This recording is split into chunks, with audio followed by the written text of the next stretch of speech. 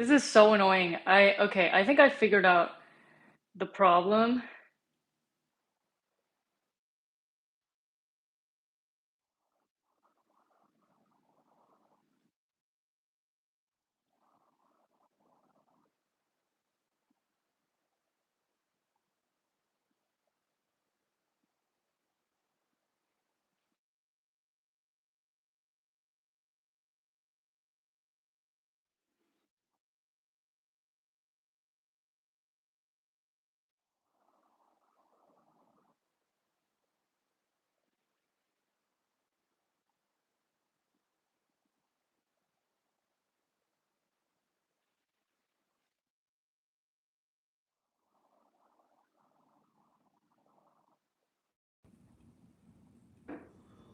Okay, here we go.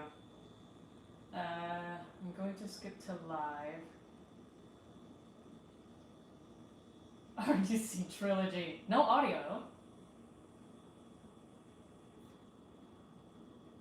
Ah, is the audio on now? Okay. Cool. So I think what happened is that, like, for some reason YouTube every like while gave me like a little pop-up that said like, is it time to take a break or something like that? And I think I just oh my god, stop this.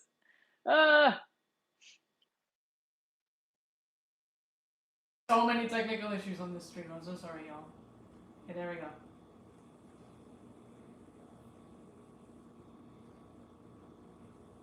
Sound is back, right? Okay. Yes. Hello, everybody who is joining now. Lando did win. Lando did win. I'm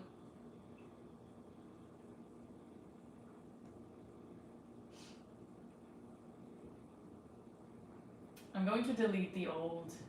I don't know how to stop them. I genuinely do not.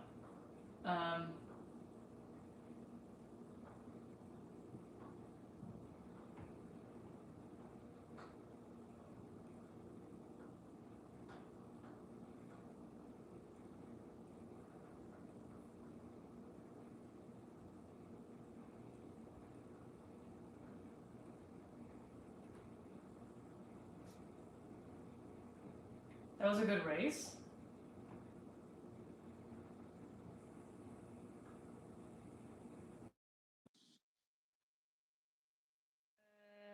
Turn off the volume. I don't know why my AirPods are refusing to cooperate.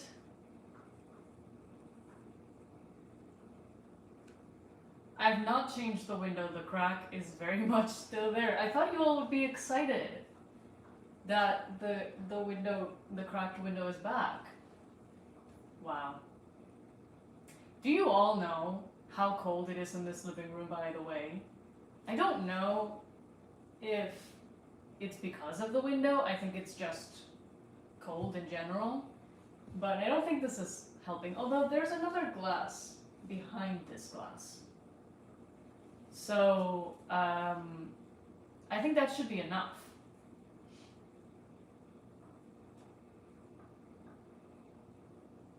They're taking a selfie. Oh my god, I'm missing all of this now. Oh yeah, they took a selfie. Yeah, that is also. I mean, selfies taken by team principals are always gonna look a little cringe. Like, remember James Vowles' horrible attempt at a selfie back in that event at the O2 Arena? What is going on? What is this projection? Huh? Is that like on the water? What the hell? What the hell? What am I looking at?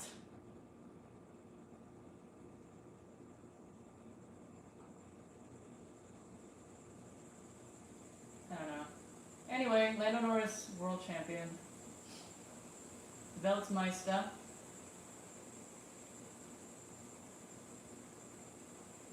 The window pane was a paid actor. Of course!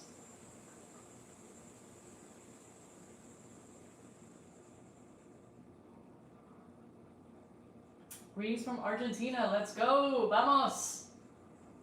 Mi gente latino.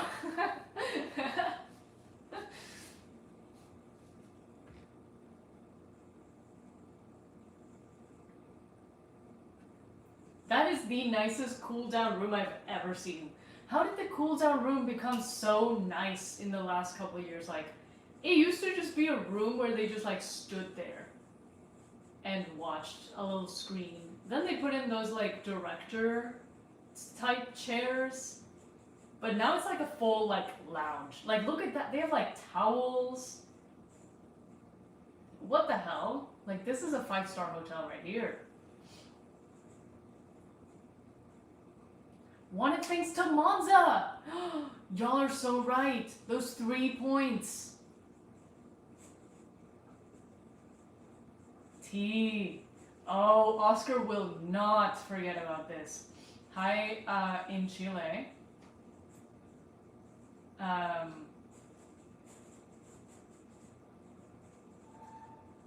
Oh my god. Oscar will not forget this. This is like Emily is away, where it's like Emily will remember that. Oscar will remember that. Ooh.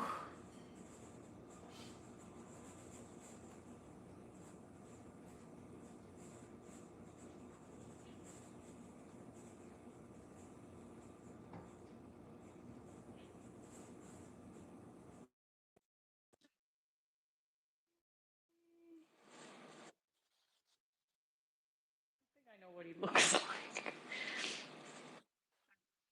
Like a mildly Italian man. I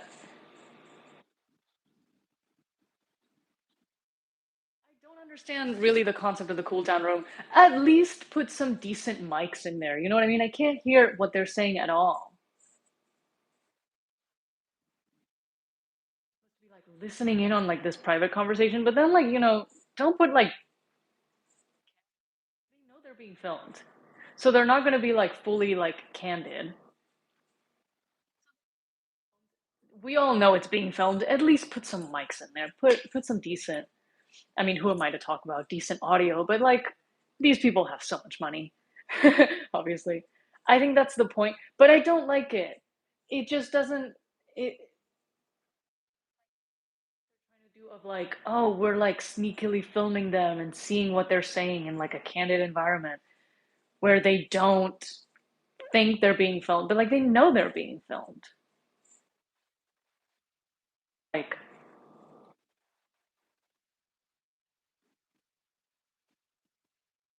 not working. Like I can't hear the broadcast.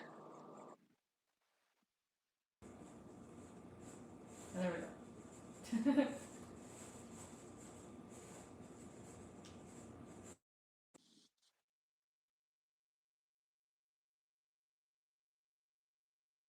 Please.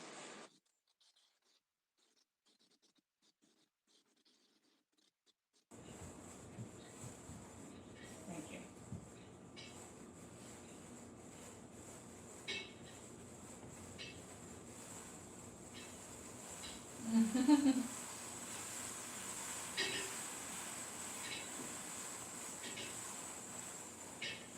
Okay. Oscar.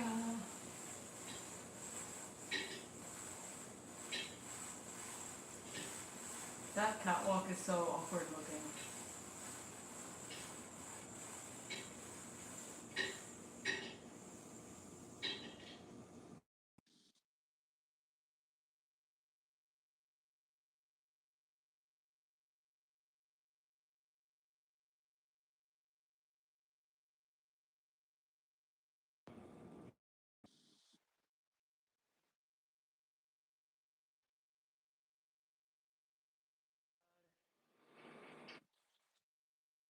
Having so many audio.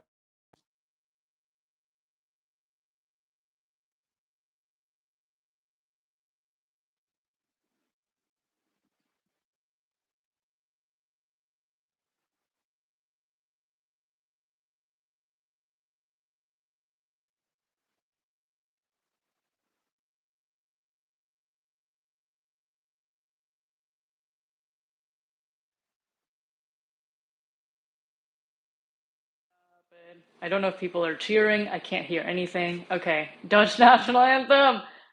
Last time of the year. Woo!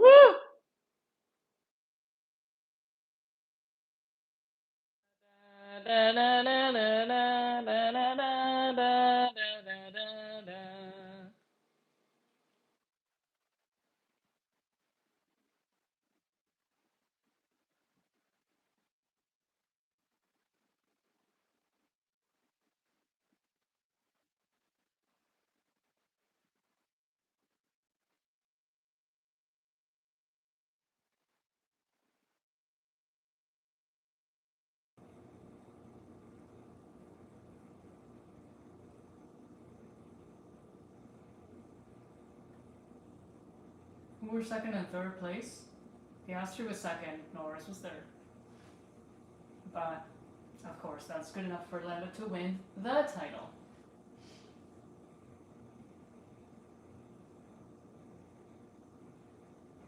The chat was great the whole race. I think it was. So thank you all for creating a really wonderful little chat experience. I'm sorry that I was very all over the place while watching this race and not following it super closely because I had so many stream issues. Again, I think this was a decent race. Like, it could have been so much more boring. Let's think about that, you know? Let's be glad that there was some action. Especially when we kind of had assumed that this was going to be like a very like clear-cut one-stop race. You know what I mean? So Max looks so regal right now on this podium. He's like, you know what? I did all I could.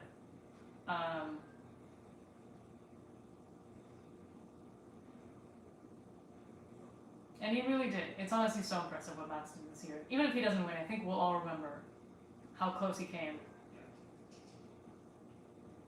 Because that is so incredible, what he achieved. What a man.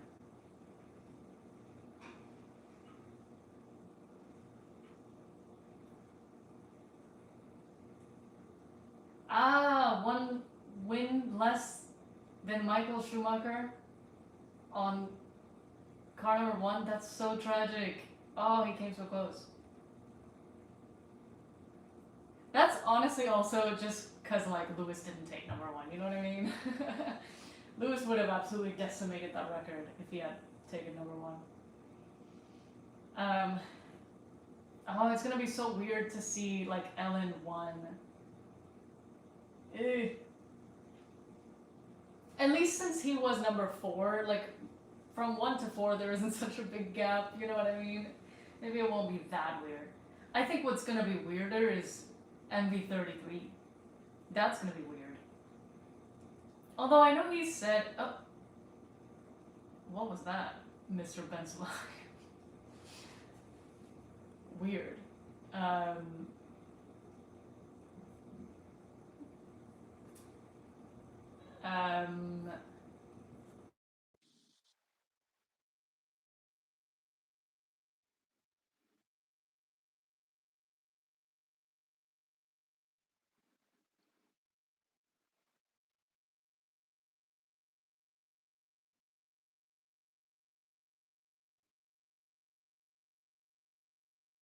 heard something that he might take a different number that is not 33, but I don't really know how true that is. His number. Although I will say, in my mind, 33 is way more associated with Alonso than with Max. Spain thing. Good swig off the champagne bottle.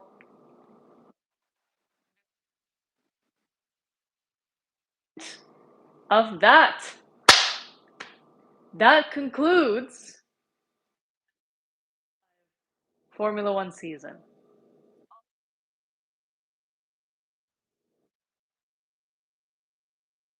I feel like Australia was yesterday.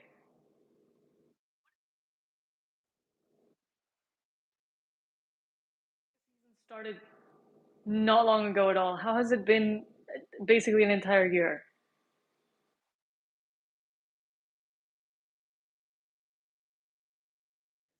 hitting me all of a sudden. Oh my god. That's it. That's the season. That's 25. Wow. Okay. No sound? Is there really no sound? How is that possible? How is there no sound? There should be no issues with the sound anymore. Dropping in and out. Oh. Better now? Yeah, it should be better now, because I disconnected my AirPods, so there should be nothing interfering with the sound anymore.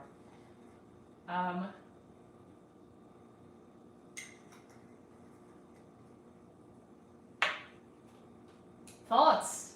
Thoughts on the race? Thoughts on the season? Congratulations to Lando Norris. I think this is a surprise to no one.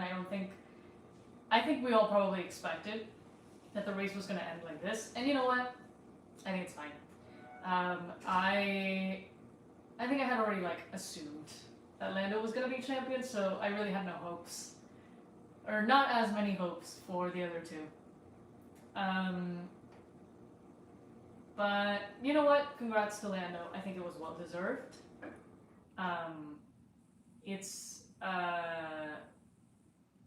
He managed to keep himself consistent when, for example, Piastri could not.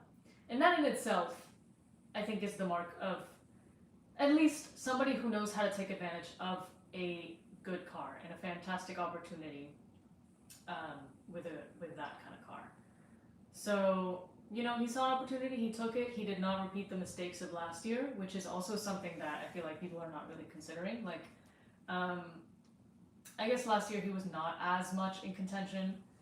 Truly, there was no real chance that he was going to beat Max.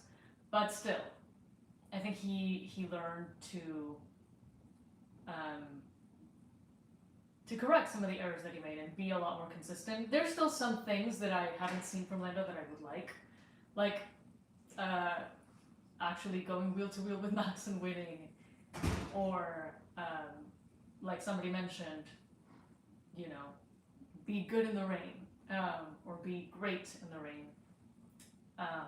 The things that really mark a great driver and less, you know, a good driver in a great car. I think there is a step, right?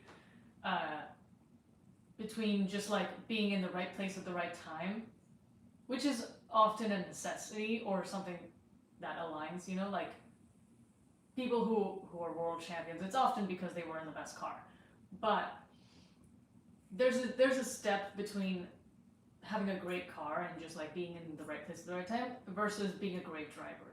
For example, obviously, I don't need to tell you this, but Max is a great driver. Max came within 2 points of winning in the third best car, maybe fourth. I don't know how the standings ended up this year. I sure hope that they were ahead of Ferrari this year, but I don't know that. But yeah, and he did the same thing last year, won from the third best car. So, you know, there's not enough praise that I can give Max. That is a great driver. You know what I mean? Lando, I think he just more knew how to take advantage of the right situation. But at the same time, that is in itself something that you have to do. You know what I mean? Oscar, for example, as much as it pains me to say this, was not able to do that. Oscar really, I think, disappointed a lot of us with that drop in performance. And that's something that that Lando did not do. You know what I mean? The errors that Lando was making at the beginning of the season are not nearly as bad as the errors that Piastri was making in the second half of the season. So that consistency, I think, is what has earned Lando the win. Just the ability to not really buckle as much under the pressure and just, you know, keep his head down and keep getting good results. So in that sense, I think the championship is deserved. At least to the extent that, if he hadn't won with the car that he had, if neither McLaren had won with the car that they had, it would be so embarrassing.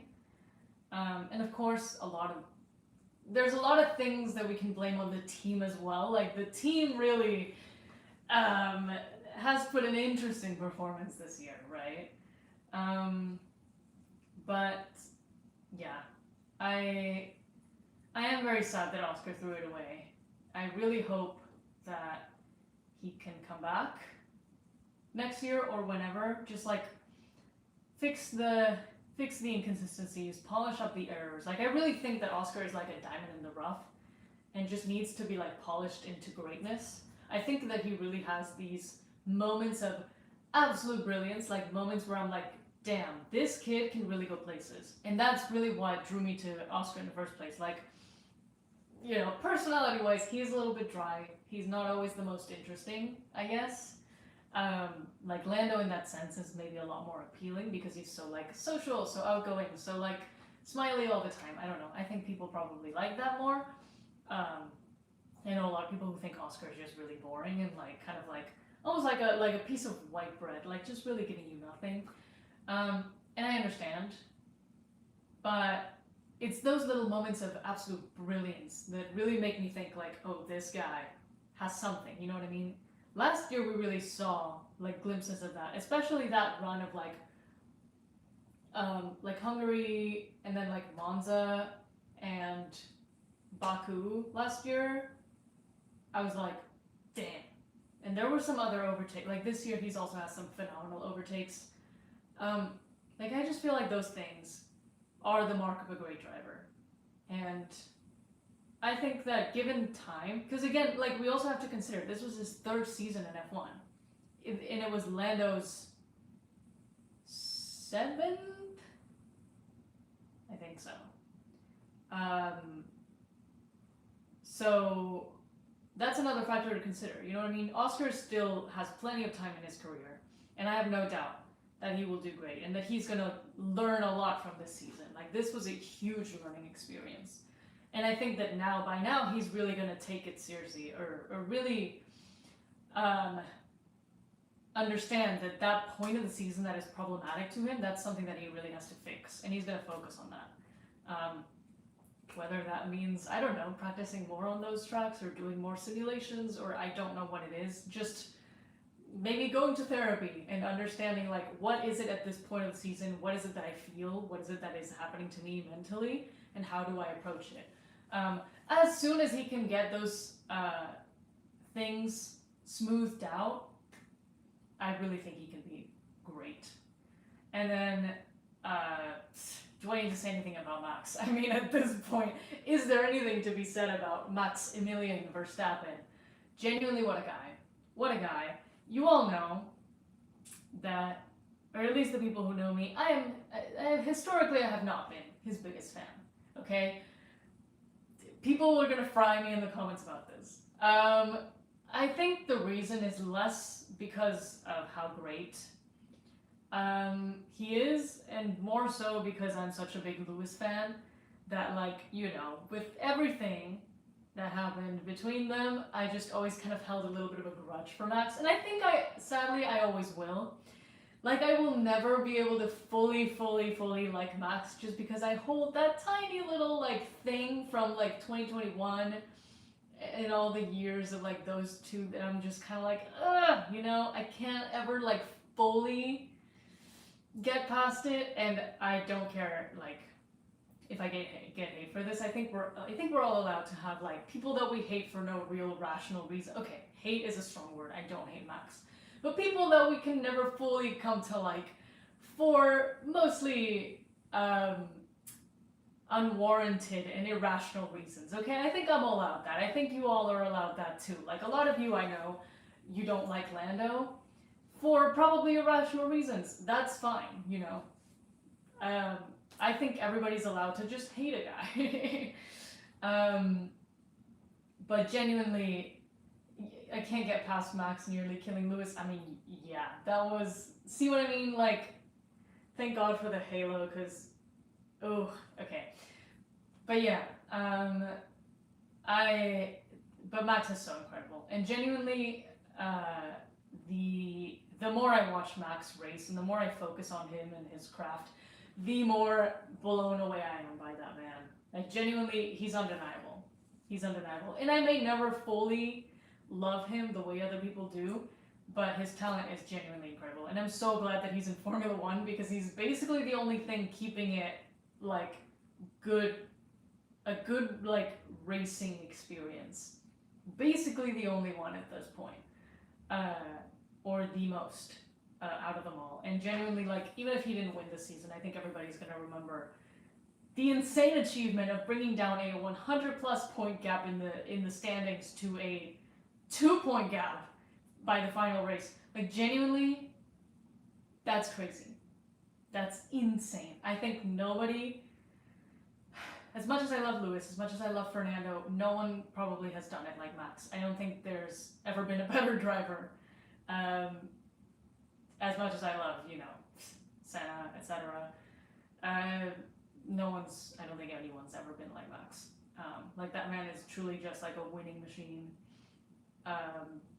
And he's impressive. He's incredible. And there are no words, basically, no words for Max. I think everything has been said about him already. Yeah, probably the objective greatest of all time. Maybe not in terms of results, because obviously there are people with 7 titles to their name. But in terms of just like sheer skill and ability to drive even the biggest shit boxes, few people come close, you know? So I think, yeah, congratulations to Max. Even if he is, if he doesn't win this title, I mean, he's still incredible, and I don't think this is going to tarnish his reputation in the slightest, or I sure hope it doesn't. And anyway, he'll be back next year, so nothing to worry about. You know what I mean? Like, he'll probably be MV1 next year again. So do not fret, Max fans. Do not fret, Orange Army. He will be back. Do not worry. Let me read some of these comments, because my thoughts on Lando winning, I just kind of went over that, but I don't think it was not deserved. I think some people are saying it's not deserved. I do think it's deserved, but maybe not because he is a great driver per se, but more so because he knew how to take the opportunity of being in the right place in the right time, which, for example, is something that Oscar did not do. You know what I mean? Oscar kind of wasted the opportunity, and whether that was because genuinely the second half of the season is difficult for him because the tracks are difficult, or because his mindset just crumbles at that point for whatever reason.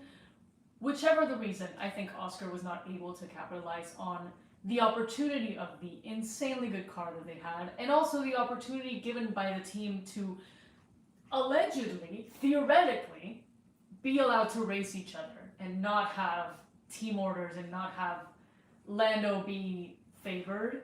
Theoretically, again, right? Because this is not exactly how it went down by any means. But I do think that Lando was much more consistent and was able to keep himself in the fight and capitalize on the great car that they had, the setup changes at the right times, which Oscar also did not do. We can argue about, you know, how bad of a call that was, I guess. And also just knowing how to take advantage of Oscar when he started floundering and keeping himself in that fight. And he also had, I think, a lot of growth since 2024, just mentally. Because last year and at the beginning of this year, he was very much like flopping between like, oh, I'm the greatest of all time, and Max and Lewis are washed and they could never compare to me, versus, oh, I'm garbage and I should not even be allowed to be in this sport. I should not be racing at all, and I'm the worst and I'm not worth anything. You know what I mean? He kind of flopped between these two like bad states of mind to be in, I feel like. But then he ended up finding a good middle ground and like became a lot more stable, I think, and a lot more confident in himself, without trying to overplay it for the media either, or like make some grand like statement of like, I'm the best of all time, that didn't sound like it really was genuine. So yeah, I do think it was deserved.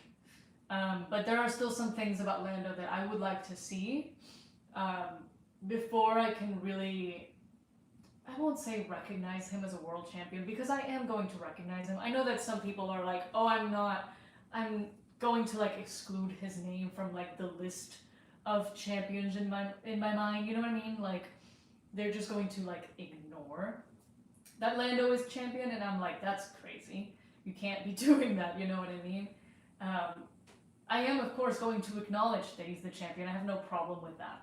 But I do think that there are some things that, like, before we start, you know, considering him in like a conversation of like the great drivers of all time, or you know, like that sort of greatest drivers on the grid kind of conversations, there are some things that I would like to see from Lando. So, namely, going wheel to wheel against Max and winning. I don't think he's done it. And again, correct me if I'm wrong if it has happened. But I think even Oscar did it, right, in Saudi Arabia. Even Ollie Behrman has done it. Leclerc has done it. Russell has done it. So, you know, there's other drivers that have achieved that, and I haven't seen it from Lando yet, so I would like to. I feel like if you really want to be considered a great driver, then you have to have some good wheel-to-wheel skills, you know what I mean? I know that that doesn't happen as often in modern Formula One, but still, you know, you can't always rely on just having a really fast car and winning a race by 30 seconds. Like, that's relatively easy to do, you know what I mean? Or counting on your team to give you like a good pit stop or whatever, or a good strategy. I think it also has to come from your own ability of like, how well can you actually fight on the track against other people? And then the other thing is like racing in the rain. I think that's also something that we haven't really seen from him. He hasn't really put in any like truly stellar performances in the rain. And I mean, you know, for me, like Australia comes to mind. Like, that was pretty terrible. I guess Oscar also didn't do that great. But you know, that is also very much kind of, we all talk about like racing in the rain as like the mark of like a truly great driver, right? All of the great world champions were really good racers in the rain, or are good racers in the rain, like Lewis and Max. So, and Alonso. So, yeah, these are also like marks of a world champion or like a GOAT type of driver that I would like to see from Lando. But still, I think for now, I don't think it was undeserved. I think he did a great job with the tools that he had and utilized them well. And you know what? It's nice. I don't mind it. Congratulations to him. Great season overall, I would say. Okay, let me keep looking at the chat. Do I think DRS is going away for good? As in, like, are they going to bring it back? Later, I don't think they're going to bring it back. I think they'll probably just keep evolving the cars into other stuff that doesn't require DRS. But it is sad. It is sad that it's leaving after all of these years. RIP DRS. You have been a real one. Even if you kind of stopped working in the last couple of years, you have been a real one, and you've given us some great races. So yeah, sad about DRS leaving. Especially because now we're getting MOM or MOM or whatever they're calling that, manual override mode. And I'm sure they're going to push for MOM just because MOM sounds really weird and silly. Like, oh, Verstappen is behind with his mom or something, you know what I mean? It's going to be weird. So, you know, cue the memes, of course. I want to see all the memes about MOM, mom. But yeah, I guess we will see. I expect it to kind of look a little bit like Formula E, where they, you know, like drivers have like attack mode that they can choose when to deploy. So, your mom is broken. Yeah, basically, like it's just gonna sound very silly. So, yeah, we will see. I really have no opinion, no like hopes, I guess. No predictions, no hopes for the new regs. Well, I guess my prediction is I think it's going to be a little bit of a disaster. The teams did not sound very confident at all, except maybe Aston Martin. And I am going to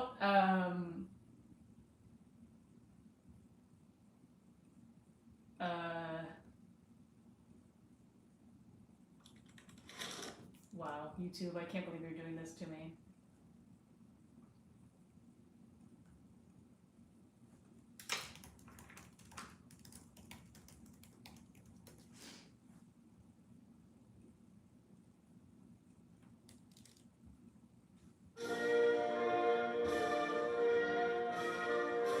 Next year, this is all we're gonna be hearing. Alonso, it's your turn, okay? Let's fucking go. Okay, that's enough. I think Aston Martin seemed pretty confident about the new car, but I should not get excited because it's just gonna be disappointing. But Alonso, rápido y furioso. Yes, sorry.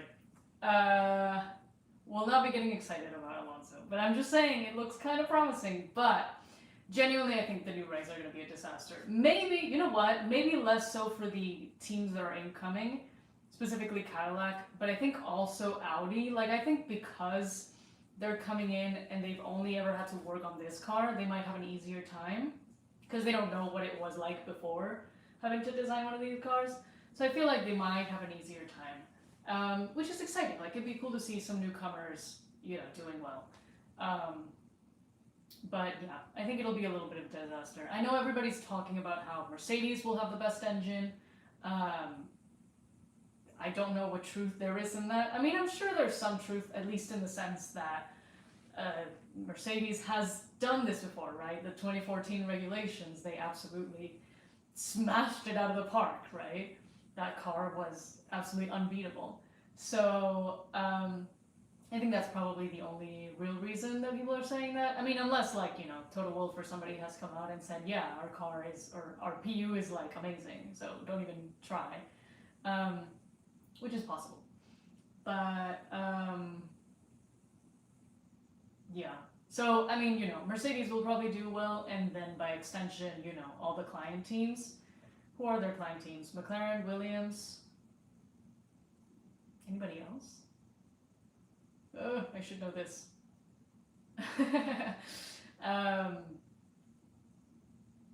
But yeah, how far behind will Ferrari be, bro? Oh, Alpine.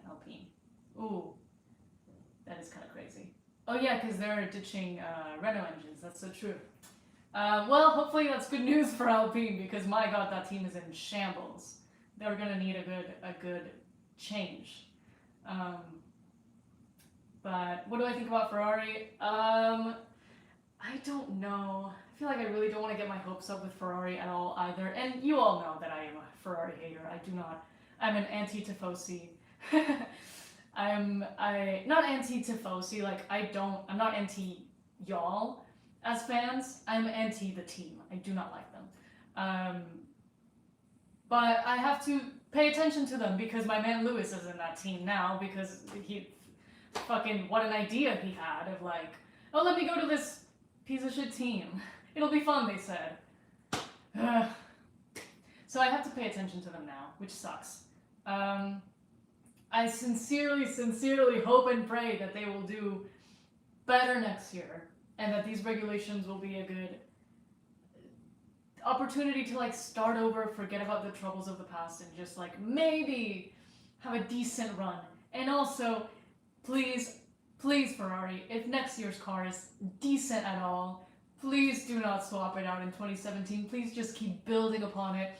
It's crazy to me that they threw out the 2024 car. The car that was second in the championship, that almost won the Constructors, went down to the last race of the season, and they fucking scrapped that car away. That is beyond me.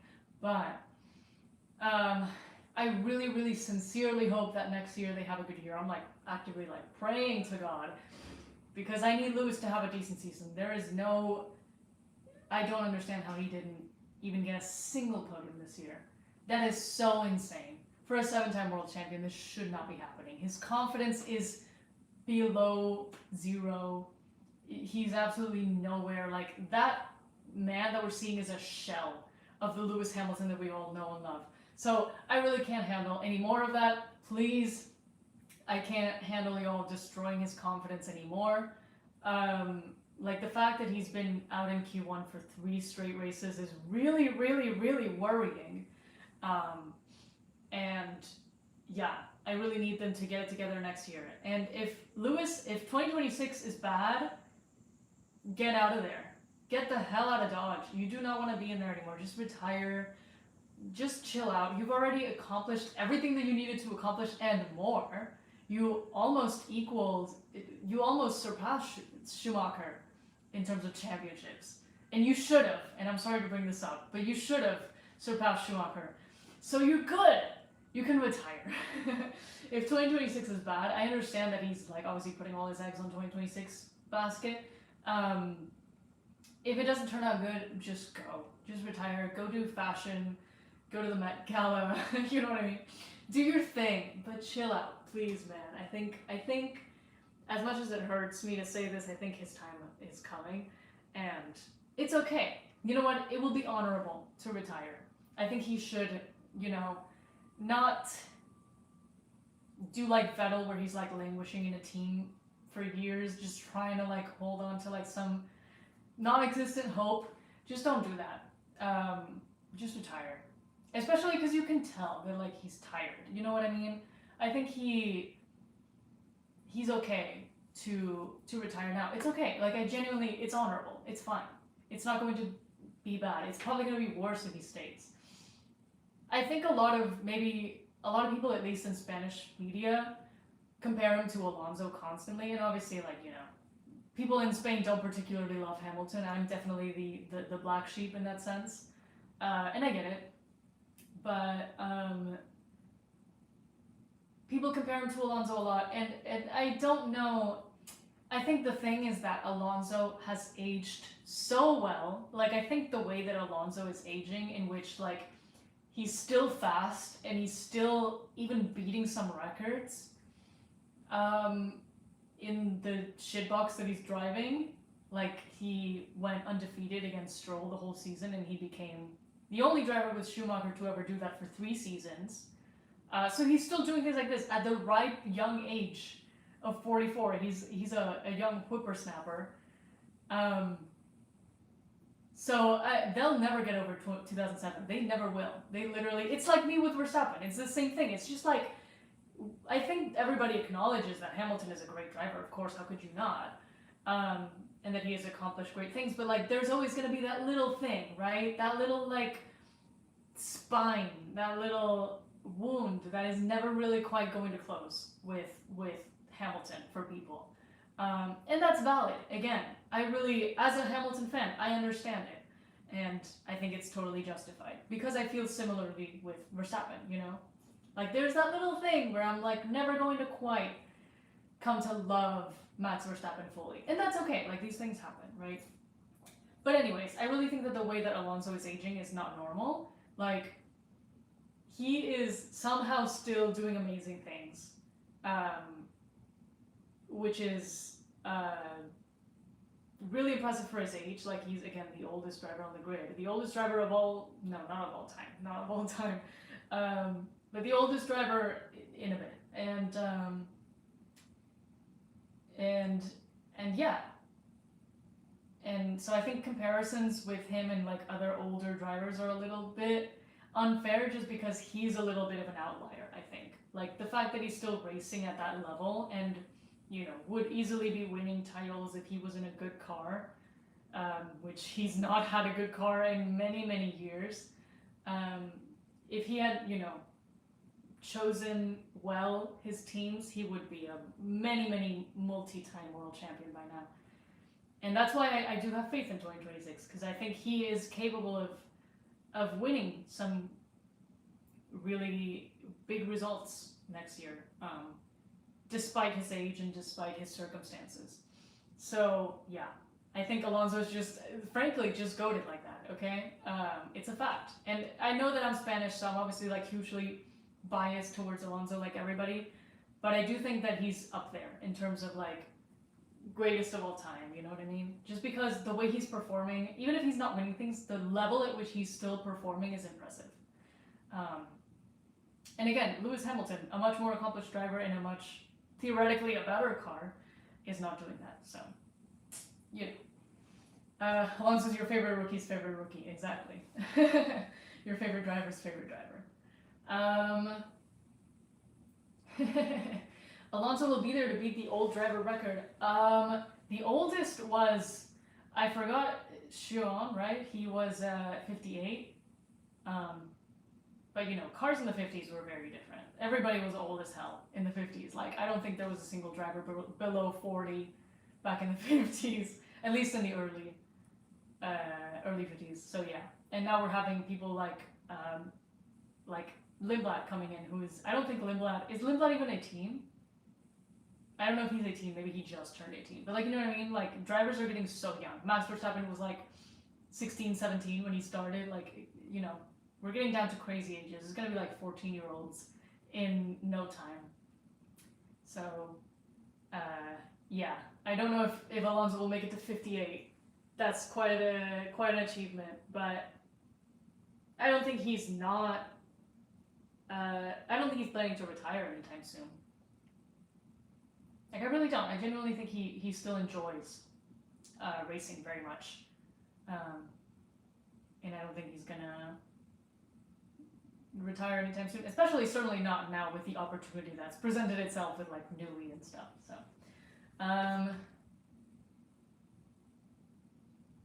Because of you all crying, safety car has been deployed. The race ended a while ago. It's been a while. Yes. I don't know what. Dude, a Lewis v Alonso rematch would be so beautiful. Every time those two are on track, I have such a difficult time choosing which one of the two I want to win. Because, okay, my thing is, I think there's a lot of fans, especially like, I don't know. Well, there's a lot of fans who I feel like say they don't have favorite drivers, or like they have a bunch of drivers that are like their favorites, and they're like, oh, I don't really like have a preference. But it's like, I feel like once they come down to like a wheel-to-wheel situation, you know in your heart of hearts who you want to win. It's like when you toss a coin, but like deep down you know what you want the outcome to be. It's similar to that. So for me, I think I have a clear hierarchy when drivers come down to wheel. Like I said, like I'm a big fan of Piastri, but if it's Piastri v Hamilton, obviously I would prefer Hamilton any day, right? Oscar can move the hell aside. So, you know what I mean? I think I have a pretty clear hierarchy in my mind. But when it comes to Alonso v Hamilton, like, that's tough. Like, you know what I mean? What was the race that they went, like, was it Hungary 2021? Like, that sort of thing where it's like, it could be either or. I'm kind of like, you know? So, yes. Let's see. I like Red Bull because it tastes good. That's crazy. I hate Red Bull. I think Red Bull... I hate energy drinks. I think they're all disgusting. But Red Bull in particular just tastes like battery acid. I don't know. It's so gross. It's nasty. I hate Red Bull. Their marketing is incredible, though. That is one thing. But that's separate. I always see people, like, on the street, like... Well, there's, like, all those Red Bull, like, trucks and vans and stuff, and there's always people out wearing, like, Red Bull cans and giving out Red Bulls. Like, that's incredible marketing. Like, I just go out on the street and I'm like, this team is chasing me. They won't let me live. Anyways.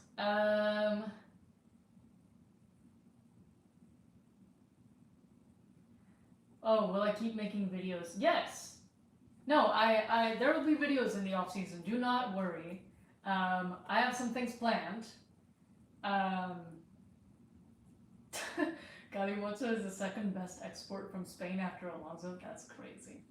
I mean, Calimocho is great, so I can't blame you.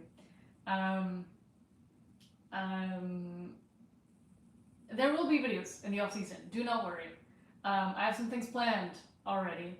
I don't know when they will be happening, but there will be some things, and perhaps some things with other people. So I think that is exciting, hopefully, to y'all. but yes, there will be some things in the off season. I kind of want to do a like a sort of like award show at some point for the 2025 season. So I would really love whatever like ideas you all have for maybe like categories, like best starred bottler or something, you know what I mean? Silly stuff. Ideally maybe more positive than negative, I think. But yeah, I think an award show would be really fun. And maybe we can make it like fancy, like we'll like dress up or something. I don't know, we'll see. But yes. Other than that, I will have some other ideas. Like I'll just do more of my more general videos. And then obviously when preseason testing happens, I'm sure we'll talk about it. Like maybe I'll do some streams or something. I don't know about postseason testing. I don't know if we'll talk very much about that. Just because I'm so busy right now. Like guys, you do not know how busy I am with my actual job. It's actually crazy. That's why I'm doing this live stream. Because I probably won't be able to do an actual review of the Abu Dhabi Grand Prix in a while. I don't know if I'll do it. I don't know if people would be interested in me doing an Abu Dhabi Grand Prix review in like a week or something. That would be probably the earliest I could do it, like next Monday or something like that, or next Tuesday. So best team engineer shade radio message, that's pretty good. Best start ball. Yeah, I know that's a really obvious. But best livery, yes, of course. Like all of these kinds of things. Slowest pit stop award. See, but I feel like those are more like, those are just statistical. You know what I mean? Like there's a correct answer. I'm planning more for like opinion-based, subjective categories.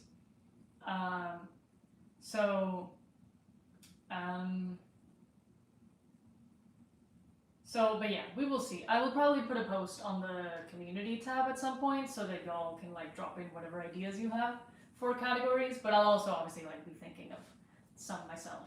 And I think that could be a fun video. But yeah, other than that, I'll just find some other topics to talk about. Like I'll do like tier lists, maybe like, I don't know, some games or something. Like we'll see. But there will be stuff in the off season, do not worry. I will be here definitely making content because from here to March is quite a long time. And maybe the videos won't be as frequent or there won't be like necessarily like a schedule to them. It's going to be a little more loose. But there will be videos. And I'm hoping we can have a fun time because I feel like I'm going to need to be talking about Formula One until we get to March. Because that's a long time. That's like 3 months, 3.5. So, or 2.5 actually. But yeah, quite a while. So there will be stuff for sure. Let's see. Most delusional pit crew. I mean, you know what? McLaren is quite in contention with Ferrari. Like that would be an easy Ferrari win, but this year, low-key, I think McLaren's up there. Let's see. Gonna start watching golf. Interesting choice for a sport. Not my favorite, but I respect it. I've gotten really into tennis in the last few months. Okay, not really. I still am learning a lot of stuff. I'm very casual about tennis. But I love tennis. It's a very fun sport to watch. I really love the like one-on-one rivalries are really wonderful. The storytelling opportunities there. Synchroaz, genuinely, what a duo. Oh my god, I'm obsessed with them. So yeah, I don't know. It's cool to like have some other sports to care about. Because F1 is a lot, but sometimes you really want like a different vibe. You know what I mean? So, and you know, I watch a little bit of football. I feel like people think I know more about football than I do. And I mean soccer, like European, world football, not American.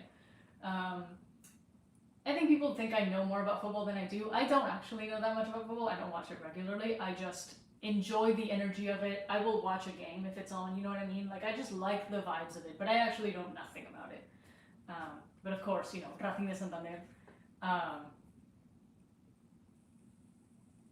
Racing de Santander will ascend to Primera División this year. There is no debate, there is no question. This is happening, it's a fact. Okay. Anyways, real football. I have not kept up with the NASCAR thing. I heard about it, involving Michael Jordan, right? I heard about this, but I don't know the details, but that's interesting. Also, I want to know about what's happening with the whole Alex Palou, McLaren, IndyCar situation. Like, did that get resolved at all? I don't know. Football Cafe. No, again, like, I don't know anything about football. I really don't. Sorry to burst all John's bubble. I love football conceptually, but I really, but I don't know much about it. But Racing de Santander is my team. Like, I like Real Madrid as well, but I feel like the thing with big teams is they kind of bore me a little bit.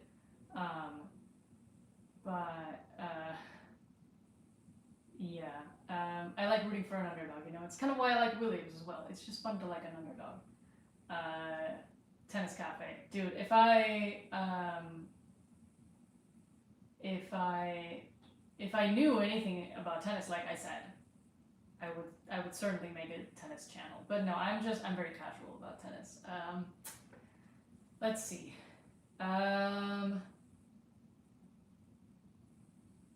Ferrari is your underdog. Fake. I don't think Ferrari can be an underdog ever. Not with the historic bonus that they'd be getting. No way. Like, they're basically the team that makes the most money out of the whole grid. Like, pretty much no matter where they are in the standings. Do you know this?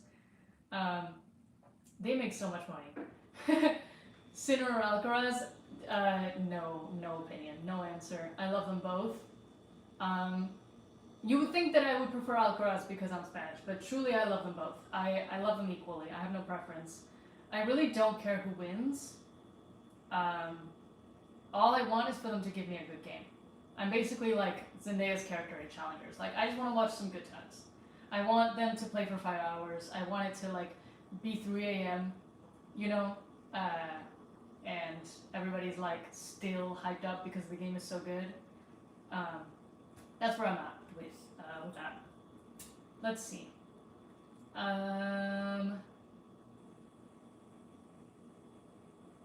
Let's see.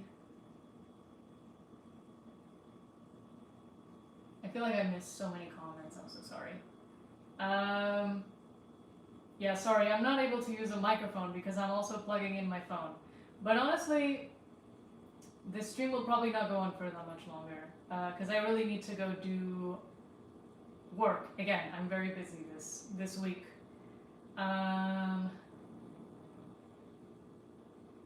Best Spanish Driver Award this year would be difficult because it might honestly be Science. Science has pulled on some incredible achievements this year.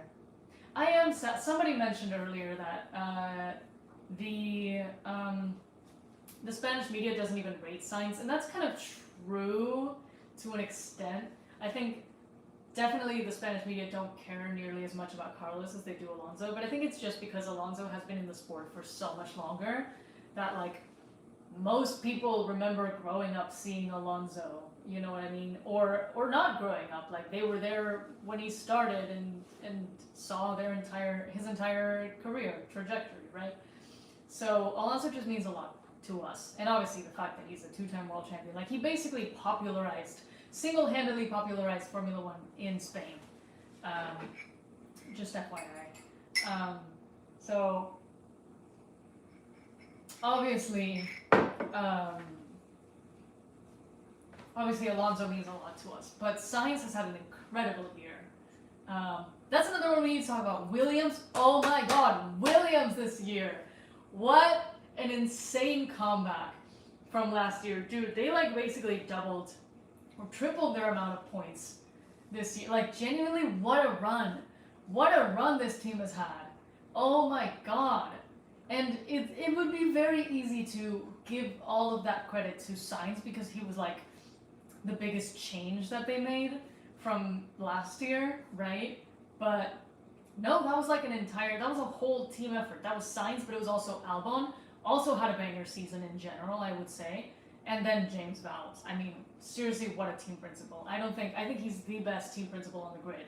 I saw some poll like the other day that was like, who's the best team principal? And he was not listed, and I was like, how is he not an option? He's genuinely the best, hands down.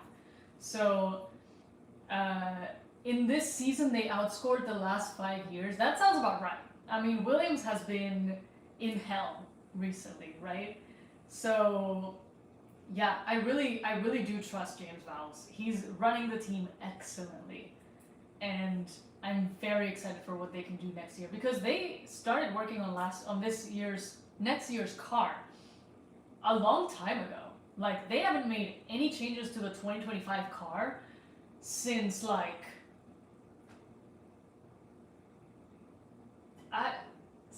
Canada or something, like a really long time ago. So clearly they have something planned for 2026, and again, they're going to have a Mercedes engine, so hopefully that gives them a good chance if the Mercedes engine really is as good as they say it's going to be. But yeah, this team is going places, and honestly, I could not be happier because Williams, again, is one of the only 3 like legacy teams left, one of the only 3 classic teams, and it would be incredibly sad if they had to like drop out of Formula One, which they seemed dangerously close to doing, or have seemed dangerously close to doing at certain points, right? So, I really am excited for what they're doing, and I really hope they can stay on the grid because again, we need teams with history. I really don't care about like, you know what I mean, like Steak, Kick, Sauber, F1. You know what I mean? I know Sauber is a long time F1 name, but like some of these teams just feel so soulless, you know? Like V-Carb, I know that, Red Bull has had a second team for a while, but like who's rooting for like a team named Visa Cash App RB? You know what I mean? It's just like so stupid. So the fact that we have such a storied team as Williams and Ferrari and McLaren, like that's the kind of thing that I want to see more of. And obviously that's taken decades, right? But like I need more of these like classic names, teams that don't change hands quite so much. Because I feel like that brings sort of a kind of prestige to the sport, you know, and like long-term fan bases. Like, obviously there's a lot of Tifosi out there who have been Tifosi for decades and decades, and like their entire families, like there's generations of Tifosi in the families, right? You know what I mean? So things like that, or like long-time McLaren fans. I'm sure there's also long-time Williams fans, right? So things like that. I think they bring a lot of like value to a sport and bring in a lot of prestige and credibility in a way. Like, football, for example, has like, teams that have existed for like centuries. And so there's generations and generations of fans. And that, I think, is a really beautiful thing. Because it really feels like it becomes an important part of you. You know what I mean? To root for like such a storied team. So, anyways, all this to say, I'm really glad that Williams is able to do well, stay on the grid, hopefully for many more years. I really trust whatever the hell James Vowles is cooking. I think it's going to be really wonderful. And I'm really excited for next year and what they can do. Because if Williams can be like, crack the top 4, oh man, that would be so beautiful. So, yeah, go Williams. James Bond Vowles, yeah.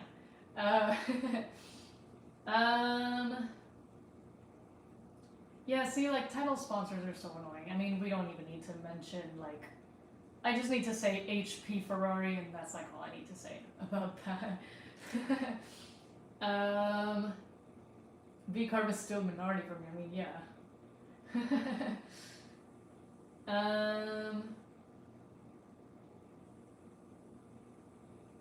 Yeah, see, that's why Renault is also a huge loss, like you said. It's just, like, another legacy name dropping out of Formula One, and I know that they don't exactly have a team anymore, but like their presence as a manufacturer and everything, like losing that is really also very sad. So, and losing Sauber, again, not as long time as Renault, but like still a big loss. So whatever legacy teams and people we can keep, the better, I think. Let's see. Renault comes and goes all the time. Yeah, I mean, who knows? They might come back eventually. The French being French.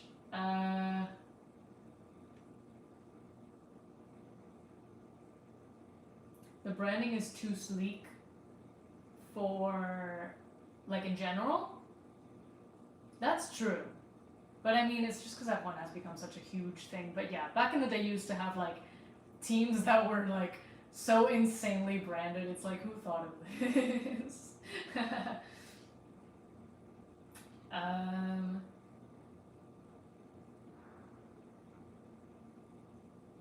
Let's see. Mercedes. Oh, you mean Tyrell.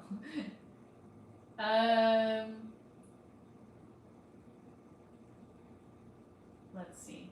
Scared for Hajar. Valid. Very valid. I don't know. The selling point needs to kind of be the snotty, pretentious series. That's what F1 has been for the longest time. The snotty, pretentious, rich people series. And obviously, that's a little problematic in some ways because it makes the sport kind of inaccessible. I do like that the globalization of the sport has made it a little more accessible to people, especially people who, you know, traditionally have not really felt welcome in Formula One, like women, for example. So in that sense, I do appreciate it, but I do kind of miss the, like, a little bit of the gatekeeping was kind of nice. I'm just saying, like, it's nice to be a fan of, like, a niche thing sometimes a little bit, because then it feels more special. Like, F1 has just become a little bit too much of, like, a entertainment and less of a sport, and that is annoying to me. The scammer teams, yeah, bring back rich energy, for real. So yeah, I do think that, like, you know, we need to keep a little bit of that prestige and a little bit of that legacy, just to keep F1, keep its, like, sort of credibility maybe a little as, like, a serious sport that has been around for a long time, you know, because I think people think that it's, like, this new thing, like, oh, this Formula One thing, like, what is this about? But in reality, it's been around since the 50s, so, you know what I mean? We need to keep a little bit of that tradition, a little bit of that prestige, a little bit of that, like, we're just doing this for the love of the game, you know what I mean? We're just doing this because we like cars that go vroom. We're not, like, it's a little too corporate now. Fuck gambling, racist streaming site F1 team, for sure. That's what I'm saying, you know? Sad that we're losing Sauber, good that we're losing Kick and Steak. Let's see. I have to go way back in the comments because I feel like I've missed a lot of Chuck McLaren's plank. I've missed a lot of the comments earlier. I'm so sorry.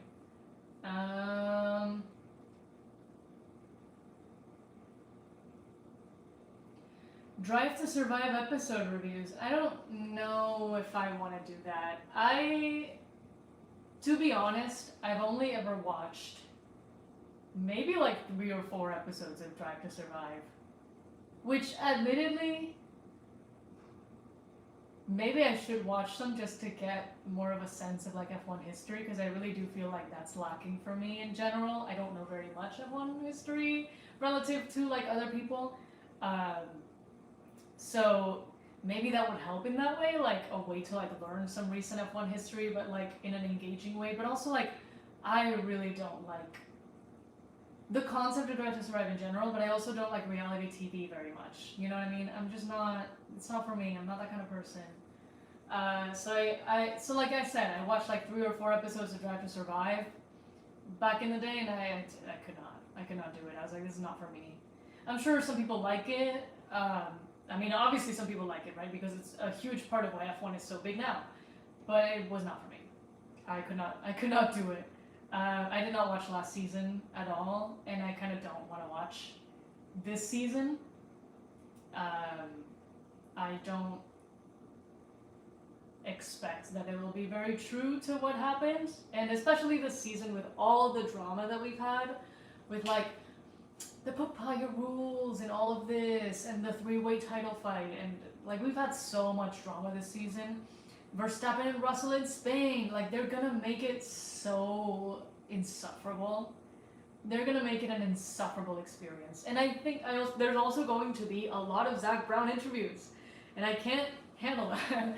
I don't want to see that man if I can avoid it. So yeah, I don't think I will be watching Drive to Survive. Even if it's just to like make a silly video about it, complaining about it being bad. I just don't think I could put myself through through watching Drive to Survive. It's just not. I can't do it. I don't even know how many episodes there are per season, but I just don't think I could do it. So I'm sorry, no Drive to Survive reaction. I don't think. Yeah. Do you all realize how much Zach Brown will be in this season? It's gonna be like every episode. Those like talking head interviews of Zach Brown. It's gonna be insufferable.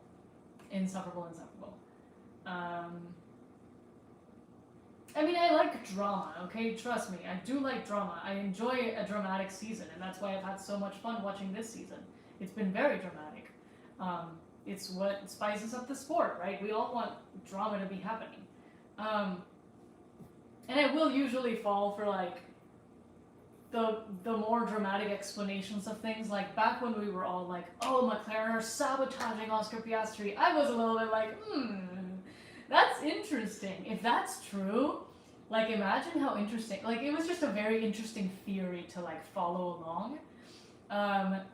Obviously, you know, I don't believe that that's true. And after like all of the hype with that died down, I was like, okay, no, I think Oscar is just struggling because he's struggling and not because the team is sabotaging him. But at one point, it was like a very tantalizing storyline. You know what I mean? So I do kind of enjoy those little bits of like drama where it's like, oh, but what if, you know? But I think it's important to also look at the season with like a clear objective head and be like, okay, maybe we're just like hyping this up for like the media and the engagement. Maybe none of this is really true. So that's kind of my thing with DTS. It's like they twist everything too much and it just becomes annoying. So yeah, it's like I like the drama, but like to a rational extent. It's like I'll be irrational in my free time, but I'm not gonna necessarily like broadcast these thoughts out here or be like a conspiracy theorist, you know what I mean? It's like I'll do that in my own time. I'll form my delusions in my head, but I'm not gonna come on here and tell you that it's true and that it's really happening, you know? But yeah, I don't know. I don't think I will be watching. I don't think I will be watching Drive to Survive. Also, like I already watched the real season. I don't really want to watch it back. I really don't. It's like I already watched it. You know what I mean? I'm not really a person who rewatches things very much. It's like one and done. Unless it's something that I really like, you know, like a piece of media that I love and that I've watched it a million times. But in general, not a lot of things that I've rewatched. I just don't do that. So I don't care necessarily for that. A conspiracist? I did not say that. Conspiracist? Is that not a word? Conspiracist? I don't know, maybe not. Conspiracy theorist.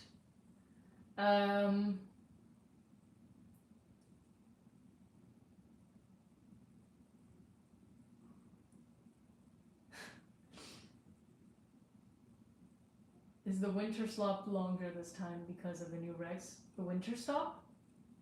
Not the winter slop. Oh my gosh. I think I have to post some winter slop. I know that's... Who does the winter slop? Is that Dan No Skill? I think I have to post like one of those winter slop videos. I think it would be really funny, but I'm probably gonna post like a TikTok that's like, did you know that one time Kimi Raikkonen got his team to pay him however many million euros or pounds, or you know what I mean. I think I'm going to make a TikTok of that, just or a short, because I think it'll be really funny. So we'll do a winter slot video. Is the break gonna be longer because of the new regs? I have no idea. Is that a thing that has been talked about? Has like FIA said anything? I wouldn't be surprised, because again, it really seems like teams don't really feel too comfortable with the new regs. So yeah. I hope you get invited on Crash Happy one day. Who's to say? It would be nice. It would be nice. I mean, I enjoy the podcast. I enjoy that whole group of people. So it would be fun.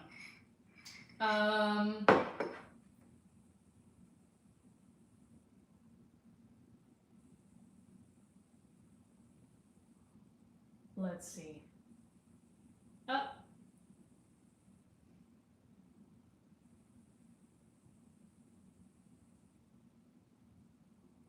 The mommies don't need to look so stupid.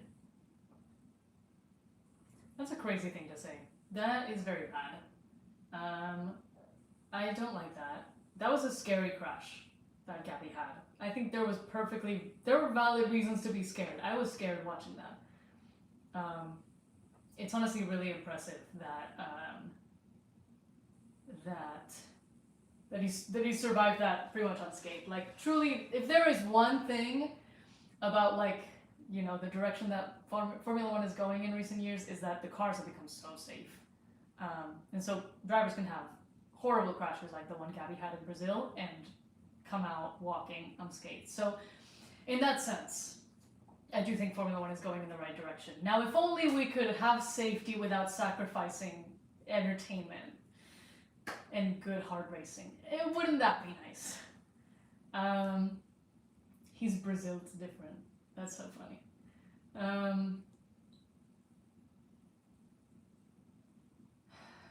Let's see.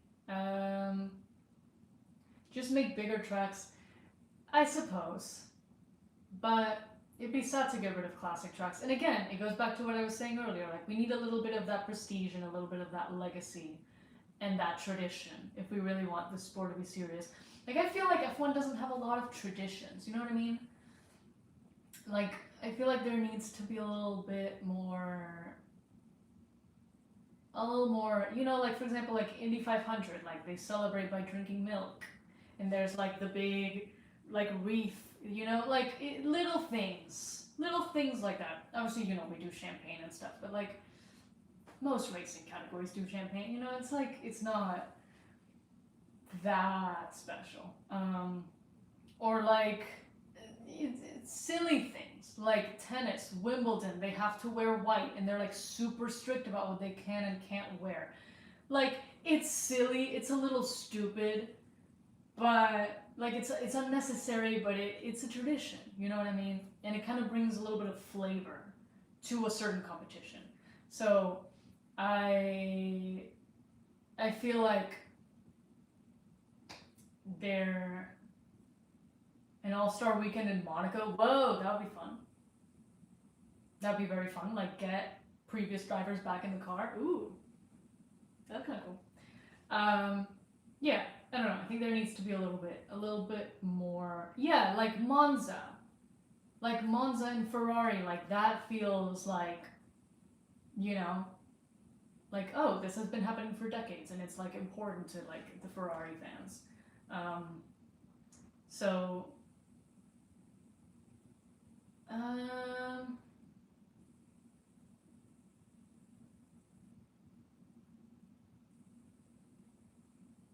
throwback livery race would be really fun. Drivers draping themselves in their country's flags. You know what I haven't seen in a while? Like, when a driver wins, like, a race at home or something, and they, like, take a flag and do, like, a victory lap with the flag. I haven't seen that in a while. Lewis did that a lot. He did that last year when he won in Silverstone. But, like, you know what I mean? Like, did Lando do it this year? Maybe he did, actually. I don't know. It feels like I haven't seen it in a while. Yeah, Lewis did it. Lewis, I think, also did it with like the Brazilian flag, which I think is very funny. But I mean, that's just like him, I think, having that like a Senna moment, which I get it. Any sort of exhibition that just lets the drivers be camp would be a good time. I agree. I agree. Like it could be Monaco. It could easily be Monaco. Let's just make it fun. Monaco can just be, like Monaco is allowed to be different from other Grands Prix. You know what I mean? We already make so many exceptions for Monaco that what's more exceptions at this point? You know, if they really are so hell bent on keeping it around, and I don't mind that they do. I am kind of a Monaco defender in the sense of like, it's beautiful that we've been racing here for so long, you know, and the city of Monte Carlo is already so inherently embedded with Formula One, that I understand that they keep it around, but it does need to change because it's so boring right now. If Madrid or any track sucks in 2026, the only logical solution would be to add yet another American track. Yeah. As convenient as it is for me because I live in the United States, I don't want another Grand Prix in the United States. I mean, even if it's like really close to me, I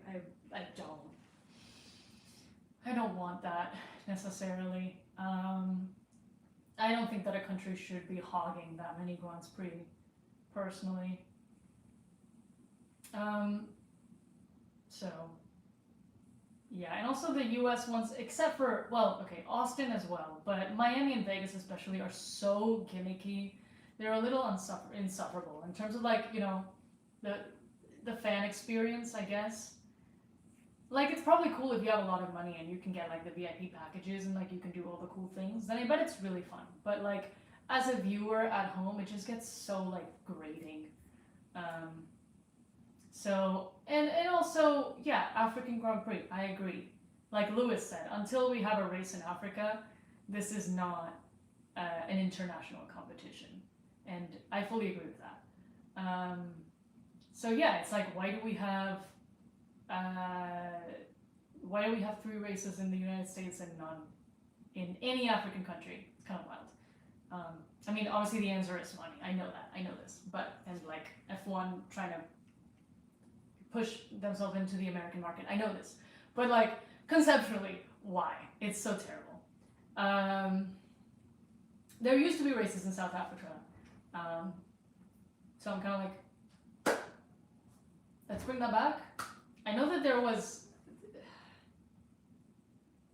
maybe some proposal in like Rwanda. I mean, Rwanda hosted the FIA like awards ceremony last year or whatever it's called. So clearly Rwanda is trying to get involved with Formula One. So maybe that's going to be the nearest option for an African Grand Prix. I don't know. I know they're making or considering making one in Thailand, which is cool. Alex Albon will have a home race this time for real. And then there's the Madrid Grand Prix, which I know some of you have been asking about. I don't know if I mentioned this, but I do, in fact, have tickets for the Madrid Grand Prix. So I will be going there. This happened a while ago, and I don't think I mentioned it on the channel, but I did get tickets. So I will be going there. So we will see. I will give you like firsthand my impressions. I will hopefully have like a decent camera by then, so I can like film a little bit of like what it looks like down on the track. I think it'll be really exciting. I don't remember what seats I got. I will say I don't think they are the best seats in the house, but it's because they sold so quickly. Like we looked, I'm going with my family, and we looked at like the pre-sale, and they were basically like selling out so fast. So, and they were also like super expensive, like extremely expensive tickets. Like I was kind of like, maybe we shouldn't go because these are crazy expensive. Um, so we didn't get like the greatest seats. We did not. But that's fine. I mean, I'm gonna have a great time, I think. Regardless, even if the race sucks, even if the track is horrible, even if I'm in seats where I can't see any action, I will have a fun time. Just because like the experience of being there and being there in Madrid, like my, in my home country, like that's so awesome. That's gonna be so much fun. Even if there's not a single Spaniard there because it's just rich tourists. I don't care. I'm gonna have a fun time. In my like from an objective point of view, though, despite that, do I think the Madrid Grand Prix is gonna be good? I mean, I hope so for my sake. But the track looks fine. I remember there was like an onboard like video that came out a while ago, like a simulation, like some, like on a set of course or something. It was, it looked okay. Didn't look super terrible. So hopefully it's not too bad. And I feel like at least the fan experience will be really fun because again, Spain is a country that it gets pretty hyped up about Formula One, and I think the Barcelona Grand Prix is always a good vibe. I mean, I've never been, but it seems like a really good vibe. So I think the Madrid Grand Prix has potential to also be really fun, at least as a fan that is there in person. I don't know. I don't really know what to expect from the track. I hope it's fun. I think that banked corner will be really cool. The Monumental is what they're calling it, Monumental. Like, it seems exciting. I do love me a banked corner, even if, there's gonna be maybe no action on there probably, but like, it's cool conceptually. So, I don't know. We'll see. We'll see when I'm there. I will let you all know, and I will probably film a video. Like, I didn't really film very much when I was in Montreal this year, and I kind of regret that. So I'm probably gonna try to do a little bit better next year when I go to Madrid. So yeah, I'm very excited for it. Madrid GP vlog for sure. Let's see. People keep talking about a New Zealand Grand Prix, but that's not happening, right? That's just like y'all speculating. I didn't hear anything about a New Zealand Grand Prix. It would make sense. Like, New Zealand has also been very present in Formula One for a long time. Maybe not as much as Australia, but like they have. So I feel like it makes sense. And now there's a Kiwi on the grid, so like it would be nice, New Zealand Grand Prix. But I think probably the reason they don't do that is because it's probably not that hard if you're in New Zealand to get to Australia. I don't really know, but it's probably not too hard. Just like, for me, like the closest Grand Prix to me is the Canadian Grand Prix, and it's not too hard to access. So, Boston Street Circuit, hell no, hell no. Well, there was a proposed, there was a plan for a New York Grand Prix, like back in like 2012 or something like that. There was a video of like Vettel, I think it was Vettel, driving through the streets of New York in the Formula One car. It was really cool. I don't know if it was exactly New York or maybe more, like it wasn't Manhattan, it was like Brooklyn, deep in Brooklyn, or maybe like New Jersey or something. I don't remember. Tomo has a video about it that is really fun, where he walks like through what was the proposed layout of the track, and it's very cool. It's a fun video. So, Antarctica Grand Prix is crazy. It was New Jersey. Okay, yeah, it was New Jersey. Sorry, my bad. Like that's cool. That's cool in theory. That would have been fun, honestly, a New York City Grand Prix. Very chaotic though. Like, I understand why they would not do it. Let's see. Dream GP to attend. Honestly, any of the classic ones. Any of the ones that are like like harder to access just because they're kind of in the middle of nowhere, like Spa, you know what I mean? I would love to go to Spa just because like the concept of like going to like the middle of nowhere for like a race in like like I'm just like that's cool. But yeah, I would like to see a classic track. I do like Spa. Silverstone would probably be, that might be my dream race, honestly, Silverstone. And then also, Interlagos for sure. Like that's a guaranteed good time. And then also maybe like Suzuka. Like that would be really cool if the race is good. Obviously, like I feel like now there's no guarantee. But Suzuka would be sick because it also implies that I would be in Japan, and like Japan would be such an amazing trip to do.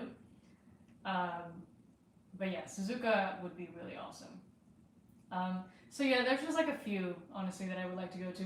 Honestly, also, and maybe this is a hot take, but like Austin, I think, like Coda, I would love to go to Coda. Again, like it's very like gimmicky now because of like F1 really trying to Americanize itself. But I would love to go to Austin. Like that seems like it would be a great time, basically. So yeah, I think any of those.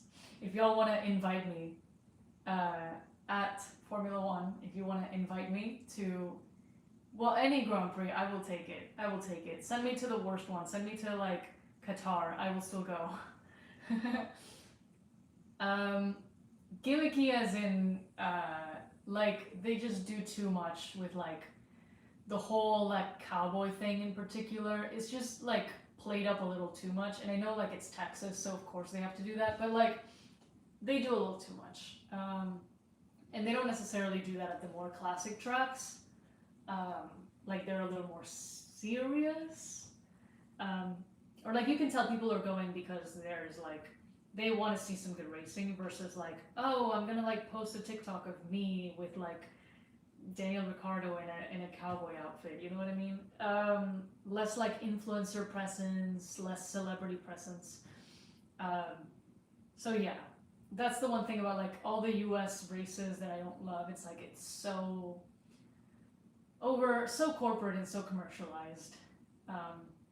And just full of like influencers, and like they have the drivers doing like really cringy things, you know what I mean, for content on the internet. So yeah, that's what I don't necessarily love about those tracks. But I feel like the track itself, like Coda, is awesome, and I think a race there is almost guaranteed to be fun. So although this year's was not as good, but like you know what I mean, it's a great track.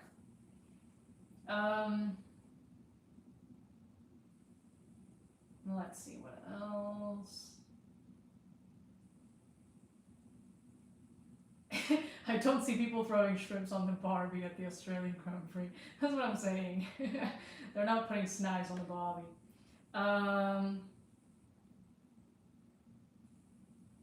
What else?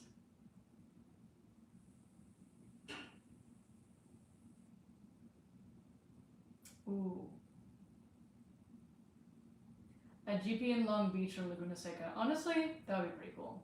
I was actually looking into this because I was talking about it with a friend, but like F1's like history of racing in the US and like California in particular. Also like Watkins Glen, bring back Watkins Glen. Like what the hell? That would be sick. Anyway.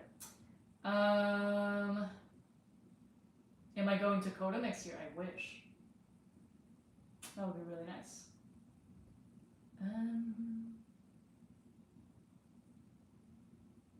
There's a New York Grand Prix proposal every decade or so.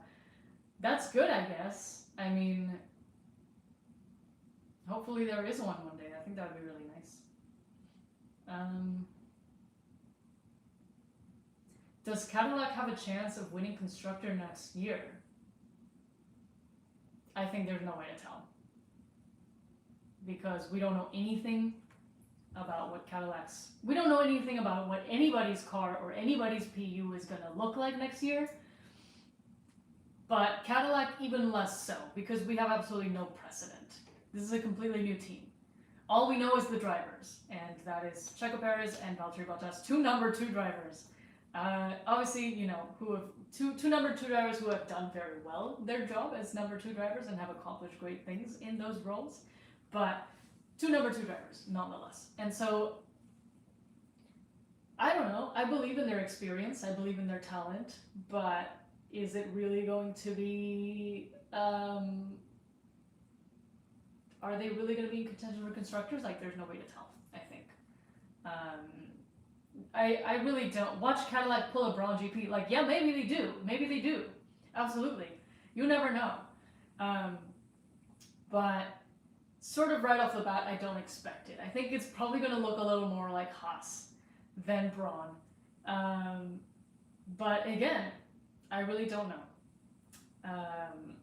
So we will see. But I mean, it would be cool. I feel pretty neutral about Cadillac. I like them just based on the 2 drivers they have, because I like Valtteri and I like Checo. I'm really glad that they're both returning to the grid, actually. I think they added like a lot of flavor to the grid. I'm glad to see them back. And so it's like, yeah, they're both like, I guess, old, but I don't think they don't deserve a spot on the grid, you know? So I'm excited. I'm excited for like the prospect of it, but I really don't know what to expect. Hopefully they're decent, you know, midfield, decent team, and that's it. I don't think they need to be great. There's like very little expectation placed on them, I think. So I think they're fine either way. Audi is also interesting. I also don't know what to expect from them. But they have a lot of expertise with like electric engines, right? So I feel like they might have an easier time with that. I mean, that's the reason they joined Formula One, is because they were interested in the electrical component of the category. So yeah, I don't know how they will do, but hopefully it's cool as well. I don't know, and I think Gabi and Nico are amazing. I love them both very much, and they have such an interesting dynamic, because like Nico is like, how old is Nico? He's like 37, and Gabi is like, you know, 18. So they have such an interesting friendship. I think it's really cute how close they are, despite the pretty big age gap. But I think they're both great. I really think that Gabi has also done an amazing job in his first year, especially with the like car that he had. He's had a great season. Consistently outperformed, you know, a veteran. That was his teammate. So really good job for him, and I really expect great things for him in the future. I really will have to think about Rookie of the Year. Like, who am I going to? That'll be a category in my award ceremony video. There'll be a Rookie of the Year category, because there has to be. And I'm really having a hard time deciding who is the best. I think one thing I know kind of for sure, I don't think it's Kimi Antonelli. Maybe I will get flamed for this, because obviously he's been having an amazing run recently. But I think I'm also being a little maybe biased or something, but I feel like Toto Wolff sold us this vision of like this guy who's going to be great right off the bat. Like, he was going to be like, you know what I mean, the next Verstappen, and that didn't happen, obviously, and so that's kind of why I'm a little bit like let down. But that's on me. That's genuinely just like, why did I believe Toto? You know what I mean? That's obviously he's going to try to sell us the kid that he's putting in to replace Lewis Hamilton. Of course he's going to try to upsell that, right? So I think it's like just me and my own like inability to get past that. But like, but I really think Fernando Alonso Rookie of the Year. I really think Kimi has had a great season. Just maybe like I expected a little bit more. I'm a little still like stuck on like that horrible run of races that he had back in like Monaco, Spain, like that whole like European run. was not super great. But I witnessed his first ever podium in Canada, which was really fun.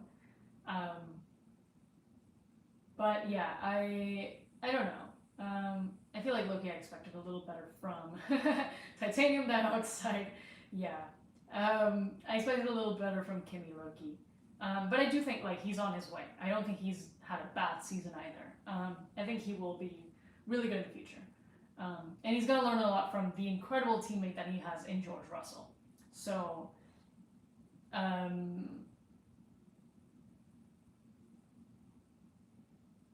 so he's fine. He's not had a bad season either. Like I think he's good. I think for me it's gonna be somewhere between Hadjar and Behrman. Just cause I don't know, like Hadjar has been like surprisingly consistent the whole year. I think, like you know, consistently been in like much higher positions than that V-Carb should have been in.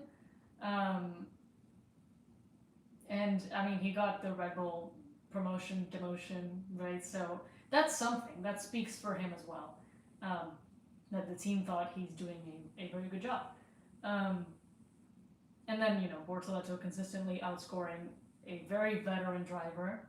And then Behrman. I mean, Behrman has had also an amazing season. I think Behrman has really been bye to everybody who is leaving. I will also have to end this pretty soon because again I have a lot of work to do. But Behrman has been amazing this season. I think he might be Rookie of the Year. I don't know. I think I maybe prefer Hadjar just because his early part of the season really impressed me. But Behrman has been so good as well. Like again, very consistently beating Esteban Ocon, another very veteran driver in Formula One, in a Haas. You know, beating Max Verstappen one time, even if I think maybe Max like had made a slight mistake, but still, like it's still pretty impressive. And so I think it's definitely going to be between those three. Maybe like Hadjar and Behrman more specifically. I think Bortoleto maybe is a little bit below, but frankly, I love all of the rookies. I love all 6 of them. Actually, maybe I'm not crazy about Liam Lawson. Not anything particular. I just didn't really like how he got started in Formula One. Like last year when he came in, being all cocky, being like, "I'm not here to make friends. I'm here to win," and then subsequently, very much did not win.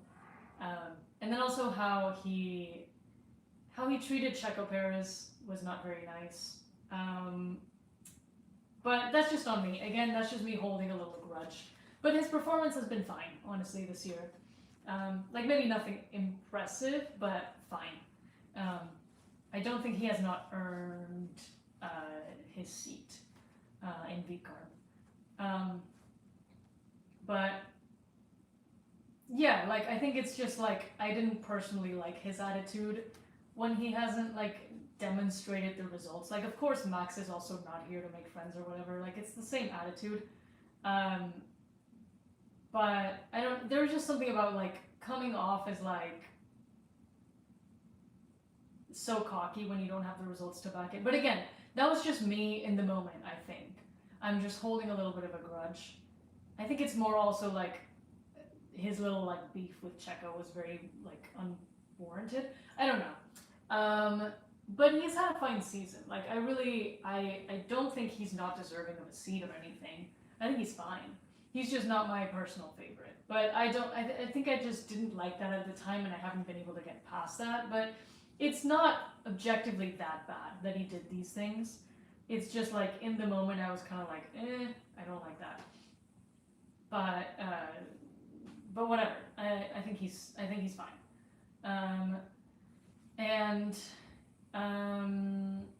Colapinto, I mean, I love him, bless him, but you know, his season has been a bit of a disaster. But that's, I think, I don't know if that's more about just the car that he's in, and of course a big factor is the car that he's in, because what a shitbox, but I do also think that, I mean, we can't really say that much about Colapinto's performance. in the last, year and a half that he's been in Formula One, because he's never been in like really that great car. Like last year he was in that horrible Williams, and this year he's in the horrible Alpine. So I think that that I really don't know what Colapinto's actual level is. We haven't really been able to see it. Obviously, when he came into that Williams the first time, he was putting in like his first race, he was like P12, maybe he put in like a P8. He got points like pretty early on, and so everybody was like, oh my god, this kid is the new Senna, But since then, we just haven't been able to really see anything. So I'm not saying that he's bad, but I also am not saying he's good. I just don't know, because we haven't really been able to see his level very much, I think just by virtue of having been in such horrible cars that he's unable to do anything in, So, but I love Colapinto. And of course, the more Hispanic and Latino drivers that we can have in Formula One, the better, in my opinion, right? If we can have 5 and now 6 British drivers, why can't we have more Hispanics? You know what I mean? So I love Colapinto. I think he's great. I think he's so funny, just like personally. But I haven't been able to glean too much about his actual skill behind the wheel.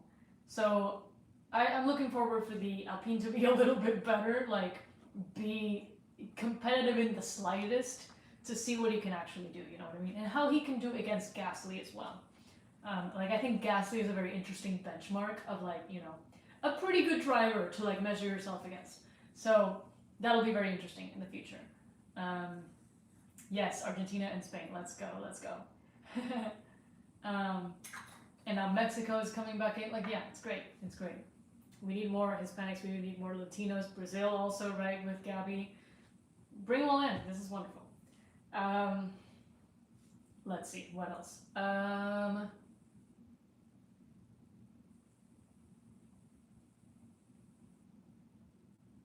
American drivers. I am not American nor South American. I am European. Let's see, what else? Yeah, I don't know if there will be any American drivers anytime soon. There's a few, right, in Formula 2. So maybe we'll see some coming up.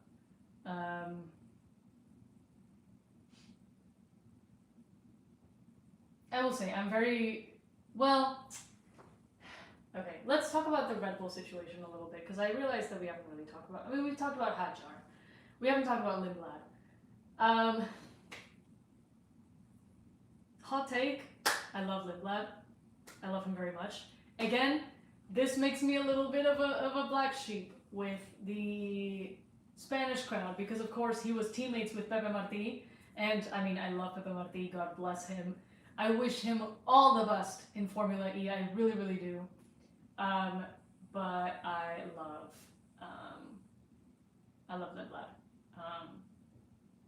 I really do. There's no real rational reason, because his season has not been great. Let's be real. His F2 season, mid at best. But I think he's cool. I like him just as I don't know. There's something about him. And I think also because at the beginning of this year, he was getting so hyped up by Red Bull. People were talking about him as oh, he's going to be the next great thing. So it's kind of a little bit like what happened with Kimi Antonelli. People are talking about him he's going to be the next great thing, the next world champion. And so I'm kind of oh, let me watch out for this kid. And I mean, okay, I can't ignore the fact that I am always going to be a little bit biased towards any drivers of color that are coming in, because I really would like to see a more diverse grid. I know Formula One is an inherently European sport, right? And has been for many decades. And I'm European, right? So of course I like the sports Europeans' roots, but I feel we also need to make room for drivers from non-European backgrounds. So I know that Lindblad is British and Swedish, but he is also Indian, and so I like that that that kind of representation coming into Formula One. And it also makes me very happy to hear drivers like him and Hadjar like mentioning how much of a hero Hamilton was for them. It's like, yeah, you know, like he did that. He paved the way for like more drivers of color to come in, specifically black and brown drivers. I think that's wonderful. I think that's beautiful for the sport. So I am a little bit biased towards that. Lindblad is, his dad is Swedish. That's why he has a Swedish last name. His mom is British, but she is from Indian descent. So that means he is representing sort of like 3 nationalities. And if you look at his helmet, I think the Indian flag is the biggest one on the helmet. So, so that's very cool. Like I think it's cool that we're finally getting, especially particularly Indian representation, because I feel like that's been a little bit, you know what I mean? Like India has kind of come and gone in Formula One a few times. So having an Indian driver, I think, is cool. So, you know, but I am a little bit worried about him going into Formula One. I don't think he's ready. As much as Red Bull has been hyping him up, and of course they've been hyping him up because they knew they were going to put him in the seat, because they knew they were going to get rid of Tsunoda by the end of the year. So they needed a new substitute in the V-Carb, and so they started hyping up Lindblad because they knew they were going to put him in. And they knew they were not going to put in Pepe Martí because for some reason Red Bull has been incredibly biased towards Lindblad the whole season, even though Martí was ahead in the standings. But yeah, clearly it was a little bit of like a Sainz Verstappen situation where like one driver may be doing like better, but they still prefer the other one. It is what it is. And I do think that partially like Red Bull is seeing a little bit of what I'm seeing, but from a different perspective. Like I want representation of like drivers of color. But I think the way Red Bull is seeing it is like, oh, we can tap into the Indian market if we have an Indian driver. You know what I mean? We can create a huge Indian fan base who is like Red Bull fans all of a sudden. And it's kind of like what they did with Checo in Mexico, right? Like we're bringing in this huge fan base. So I think that's the reason why Red Bull are bringing in Lindblad over Martí, because there's already Spanish drivers on the grid, etc. But yeah, so that's a little bit annoying, and I really don't think that Lindblad is ready for the Red Bull seat. At least he's just going to V-Carb, which is a much friendlier environment than Red Bull proper, and of course I don't think anyone's going to really expect anything from Lindblad, like kind of like what they did with Hadjar. Like there were no real expectations, you know what I mean? They were just supposed to, you know, it was like a, you know, see how you do kind of thing. Measure yourself against Tsunoda or against Lawson, and that's it. So yeah, I don't think he's ready. I think it's too soon for Lindblad. I think he needed another year and F2, and then he really could have like been much more of a better candidate in Formula One. But I mean, I'm also not going to complain, right? If we have Lindblad in Formula One, because again, I do like him a lot. But and I'm also a little bit sad that we're effectively like, because I'm talking about like, oh, we're getting more like representation of drivers of color, but really what we're doing is we're just swapping one driver of color with another. So that's not great. Like the number of drivers of color in relation to the number of white drivers remains the same. So that's a little sad. But regardless, I'd be curious to see what happens with Lindblad. But yeah, I have really low expectations, honestly. But I don't know, maybe he'll blow us all away. Like maybe his F2 season was just a little bit of a dud, and maybe he really finds himself in the Red Bull car, in Formula One. You know what I mean? So yeah, like maybe he'll surprise us. I really had not really very high expectations for Hadjar either, and Hadjar was the runner-up in Formula 2. So you know, and especially, you know, after his like crash in the formation lap in Australia, it was like, okay, you know, like these are just kids who are not really, they're still figuring out what they're doing. We can't really put them on like a pedestal. We can't expect like a Max Verstappen level drive from them, you know what I mean? And you know, and they've all impressed us. I think pretty much everybody on the grid, all of the rookies of the year this year have impressed us in some way or another, right? They've all exceeded our expectations. So, you know, you never know. Like, maybe Lindblad is great in the V car, and maybe Hadjar is the perfect second driver for Max, and maybe the car is not an absolute nightmare to drive as well, you know what I mean, with the new regs. So maybe Hadjar actually has like a shot at like driving a drivable car.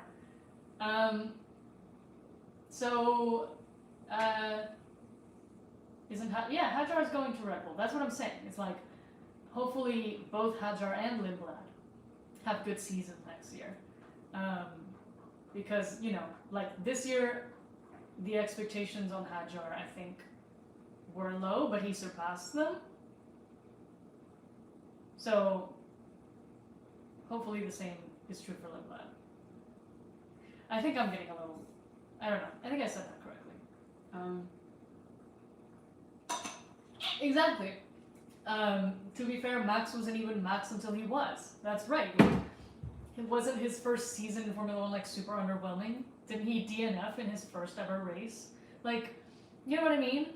Like, I'm sure I wasn't like a hardcore fan at the time, but I'm sure people were like saying like, oh, like did Red Bull put this kid in too soon, you know? And then look at where Max is now. So you truly never know. You truly never know. And like we're saying, sometimes drivers need a few years to really come into their own, you know? Like between Max starting in Formula 1 and until he became world champion for the first time, there were a few years, you know? So it could be the same with the rookies of this new generation, but also with people like Oscar Piastri, for example. Oscar's in his third year, you know? And you never know, like, yeah, he kind of missed his shot at the championship, but he might get it next year, like, you just never know. People need time. People need time to, like, mature and really come into, get acquainted to the sport, you know? I feel like a lot of times we fall into that trap, and I think Red Bull is a really big, like, they're really kind of at fault for that. Of like giving us this sense that like if a driver is not like automatically great in like 6 months, then they suck and they're not worth staying in Formula 1. We saw that with like Lawson, you know what I mean? Like they gave Lawson 2 races and then they immediately decided that he wasn't good, you know? Same with Tsunoda, they didn't even give him a full season in Red Bull and they already decided like, nope, he needs to go.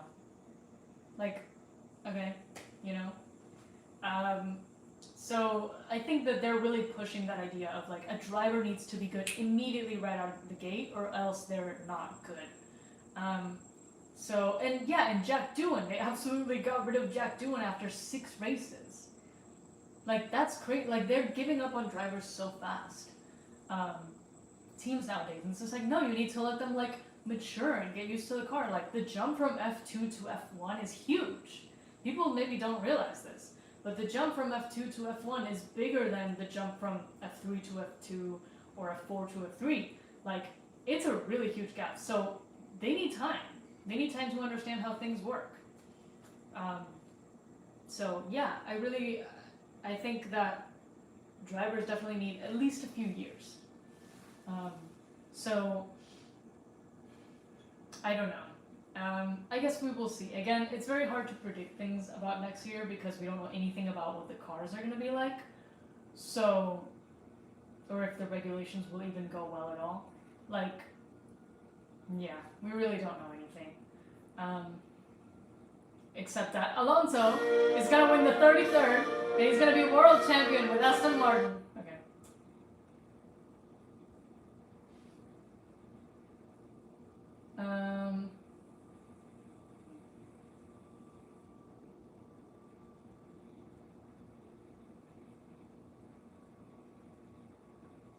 Let's see. If if there was any woman to be the first race winner, Lily would seem a perfect fit, assuming she's interested in racing. Lily Verstappen, right? Or whatever name she's going by. We don't actually know this. Is it going to be Verstappen? Is it going to be Verstappen PK? We don't know. But, yeah, I mean, maybe so. I don't know. I mean, there's a lot of great drivers in F1 Academy. I don't know if y'all if y'all knew that. I honestly think that Dorian Pan might be closer to being an F1 winner. Just because Lily Verstappen is a baby. So she has a long way to go. But I think Dorian Pan, but not just because she's really good in F1 Academy, but also because she's backed by Mercedes. And Mercedes, I get the sense that they genuinely care about her in a way that a lot of other teams don't care about their F1 Academy racers. Like, you know what I mean? Like, teams will sponsor a driver for like the 2 years they're required to, and then just immediately drop that racer, and they're like, oh, we don't know you. You know? We're not going to help you out anymore. We're not going to give you opportunities. We did what we had to do because we were contractually obligated. But we don't know you.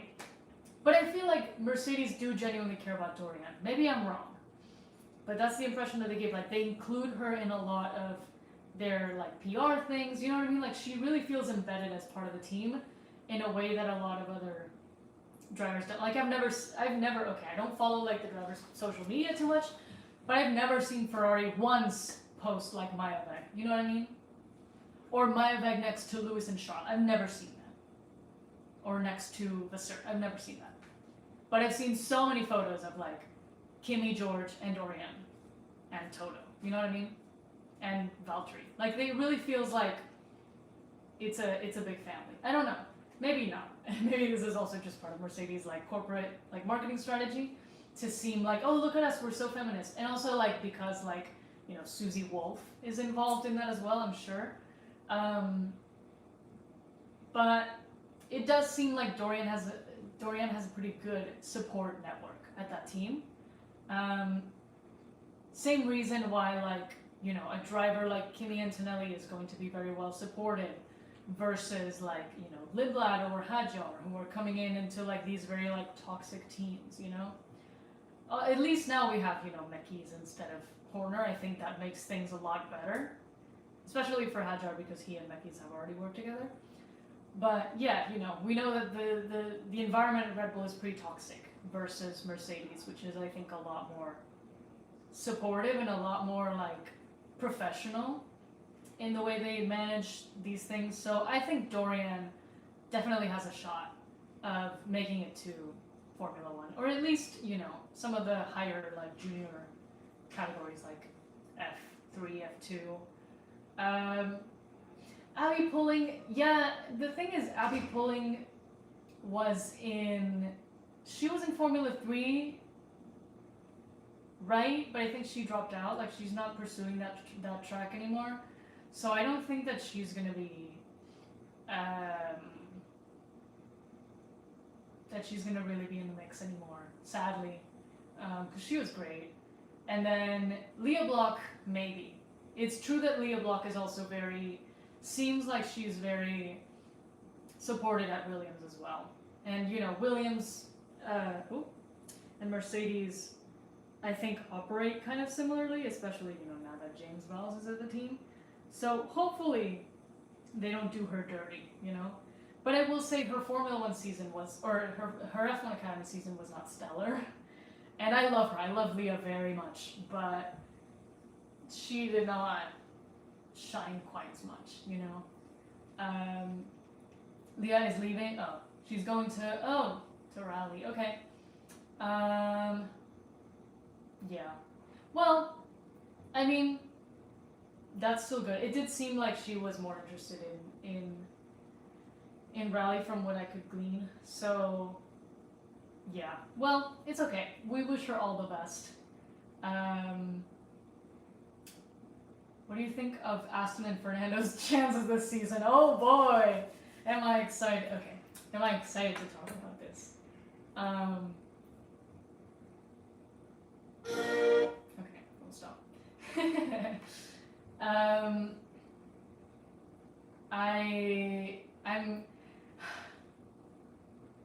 I'm going to. I don't want to like. What's the equivalent expression for this in English? Because in Spanish we say like vender humo, like selling smoke. I don't want to sell you all smoke. You know what I mean? I don't want to sell you like this big like expectation that then doesn't come true. I don't want to like give you like the Delulu version of my opinion of things, but I am very excited. I'm gonna lie to you. I'm gonna lie to you and I'm gonna lie to myself. I'm very excited for next year.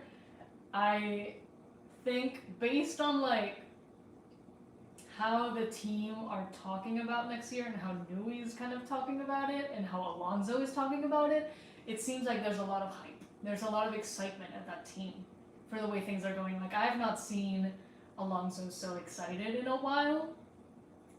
Snake oil, yeah, I guess it's a little bit blow smoke up your ass. Is that real? That's crazy. Yeah, I don't want to give you all false hope. That's exactly right. I don't want to sell you like snake oil. I feel like snake oil is different though. Snake oil is like more like I'm selling you a product, right? That is like fake. I mean, I don't know, but I guess maybe it could also work here. Don't blow smoke up my ass and tell me it's foggy outside. That's crazy. That's creative. Yeah, that's what I'm saying. Like snake oil is more of a scam. That's what I thought too. But I didn't know in Italy they also said sell smoke. That's really cool. Let's go, my Italian brothers and sisters, my European friends.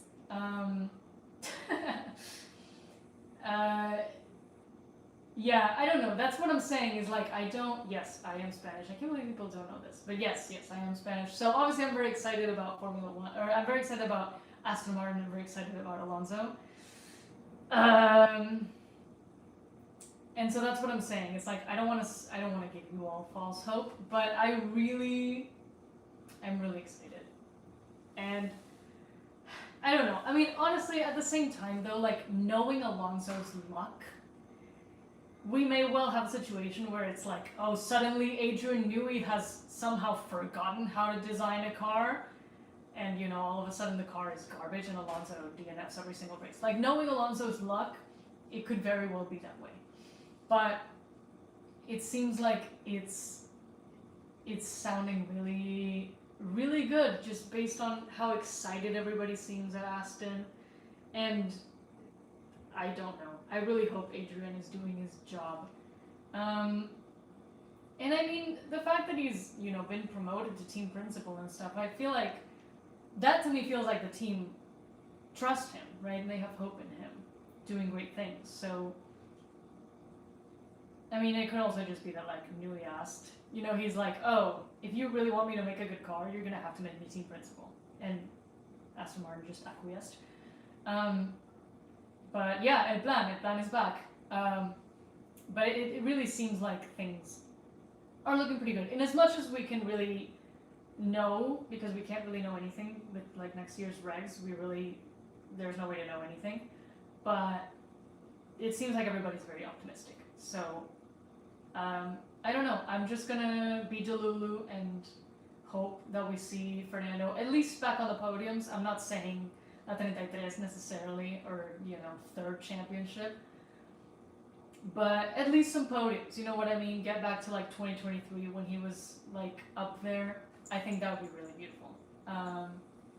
As for Stroll, I don't know. I mean, Stroll, I don't know. I have no thoughts about Stroll.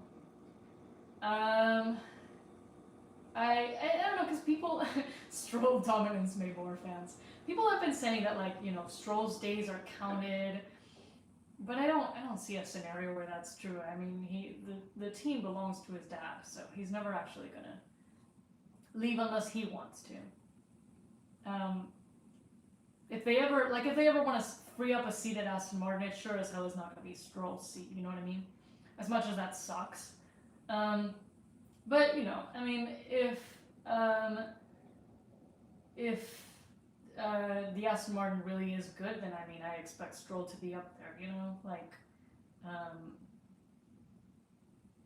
because why wouldn't he be? And Stroll has done some really crazy good performances sometimes, like out of the blue he's just like, okay, now let me do, like, display some like world champion behavior just cause, and then I'll go back to being terrible. Yeah, see, people are talking about how he's really good in the rain. I feel like it depends. Like, remember Brazil last year? That was not a great performance in the rain. Everybody in the stands was chanting Drugovic. That's really funny. Yeah, so like Stroll will definitely probably pull like a cheeky little podium or two, just cause he does those things sometimes. But I don't know. I don't know what to expect about Stroll. I'm really not concerned about Stroll in any way. I think even if his dad owns the team, I think it's pretty clear that he's the number 2 driver. So hopefully if the car really does have chances at like wins and stuff, the team will be reasonable and favor Alonso, because it's the only thing that makes sense. So yeah, but I'm excited. I'm unfortunately excited about Aston, and I maybe shouldn't be, but it's looking good. It's looking good.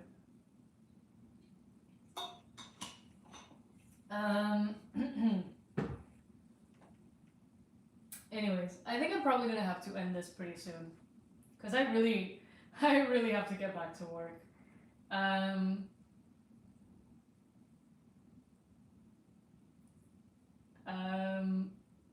Rick?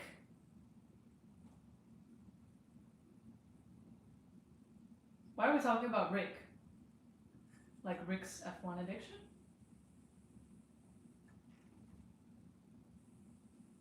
Oh my god!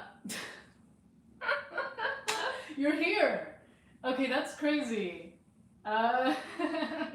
Sorry, I didn't even see that comment. Hi! I don't know if you're still here, wow, I didn't even know that you watched my channel. That's really cool. Hi, thank you. I really appreciate that. That's high praise. You really make some. He's in my walls. Yeah, you make some great content. If you ever want to collab or something, let me know. I got rickrolled. I basically got rickrolled. That was crazy. Yeah, if any other big YouTubers want to drop by, I mean, wow, that was crazy. That was a fun experience. I did not expect a Rick's F1 addiction appearance. But anyways, I'm probably going to end the stream here, just because I, again, really need to get back to work. But to summarize, what am I going to do for the off-season? We will see. Again, I have some things planned. Some of them are a surprise, so I don't want to spoil it. But other ones, I mean, we will see. Most likely, I'm definitely going to do... I don't know if people are interested in an Abu Dhabi Grand Prix review, because it probably won't be happening until anytime soon. Because I probably won't have time until at least, next week. So that might be a little too late.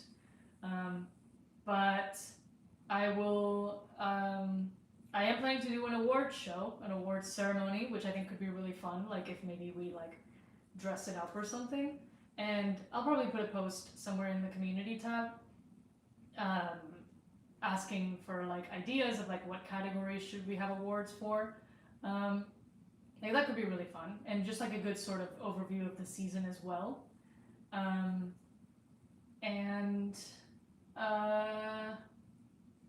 What else? Yeah, and then we'll probably just do just more fun videos, kind of tier list type of stuff, more silly stuff, I think. But we'll be doing stuff. Probably we'll talk about preseason testing when that happens. So yeah, there will be content. So do not fret. It'll be I think a fun off season. I think some really fun things are gonna happen. So yeah, congratulations again to Mr. Lando of Norris for that win. I think well deserved, and he did what he had to do, and he did it. So, congrats to him. Will be interesting to see LN1 next year. All the T-shirts with Norris where the I is a 1. That'll be fun, I guess. And yeah, great race, decent race in Abu Dhabi. Could have been better, could have been worse. Nepotism at its finest. And yeah, overall, great race, great ending of the season. Oh my god, I can't believe the season is over. But that was a fun one. I think more fun than last year for sure.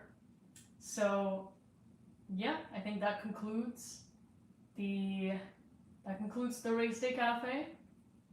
Thank you all for participating. This was such a fun first stream, even though it was really messy. Like, we had so many technical issues. But I promise that I will get better equipment and I will fix some of this and I will make it better in the future, okay? So yes, enjoy the rest of your day or night or whatever. Maybe, you know, drink a coffee, stay fueled, and I'll see you all in the next one. Okay. I need to figure out how to stop this. I really don't know how, because YouTube is a really messy place, but I probably do it from my phone. So, all right, bye.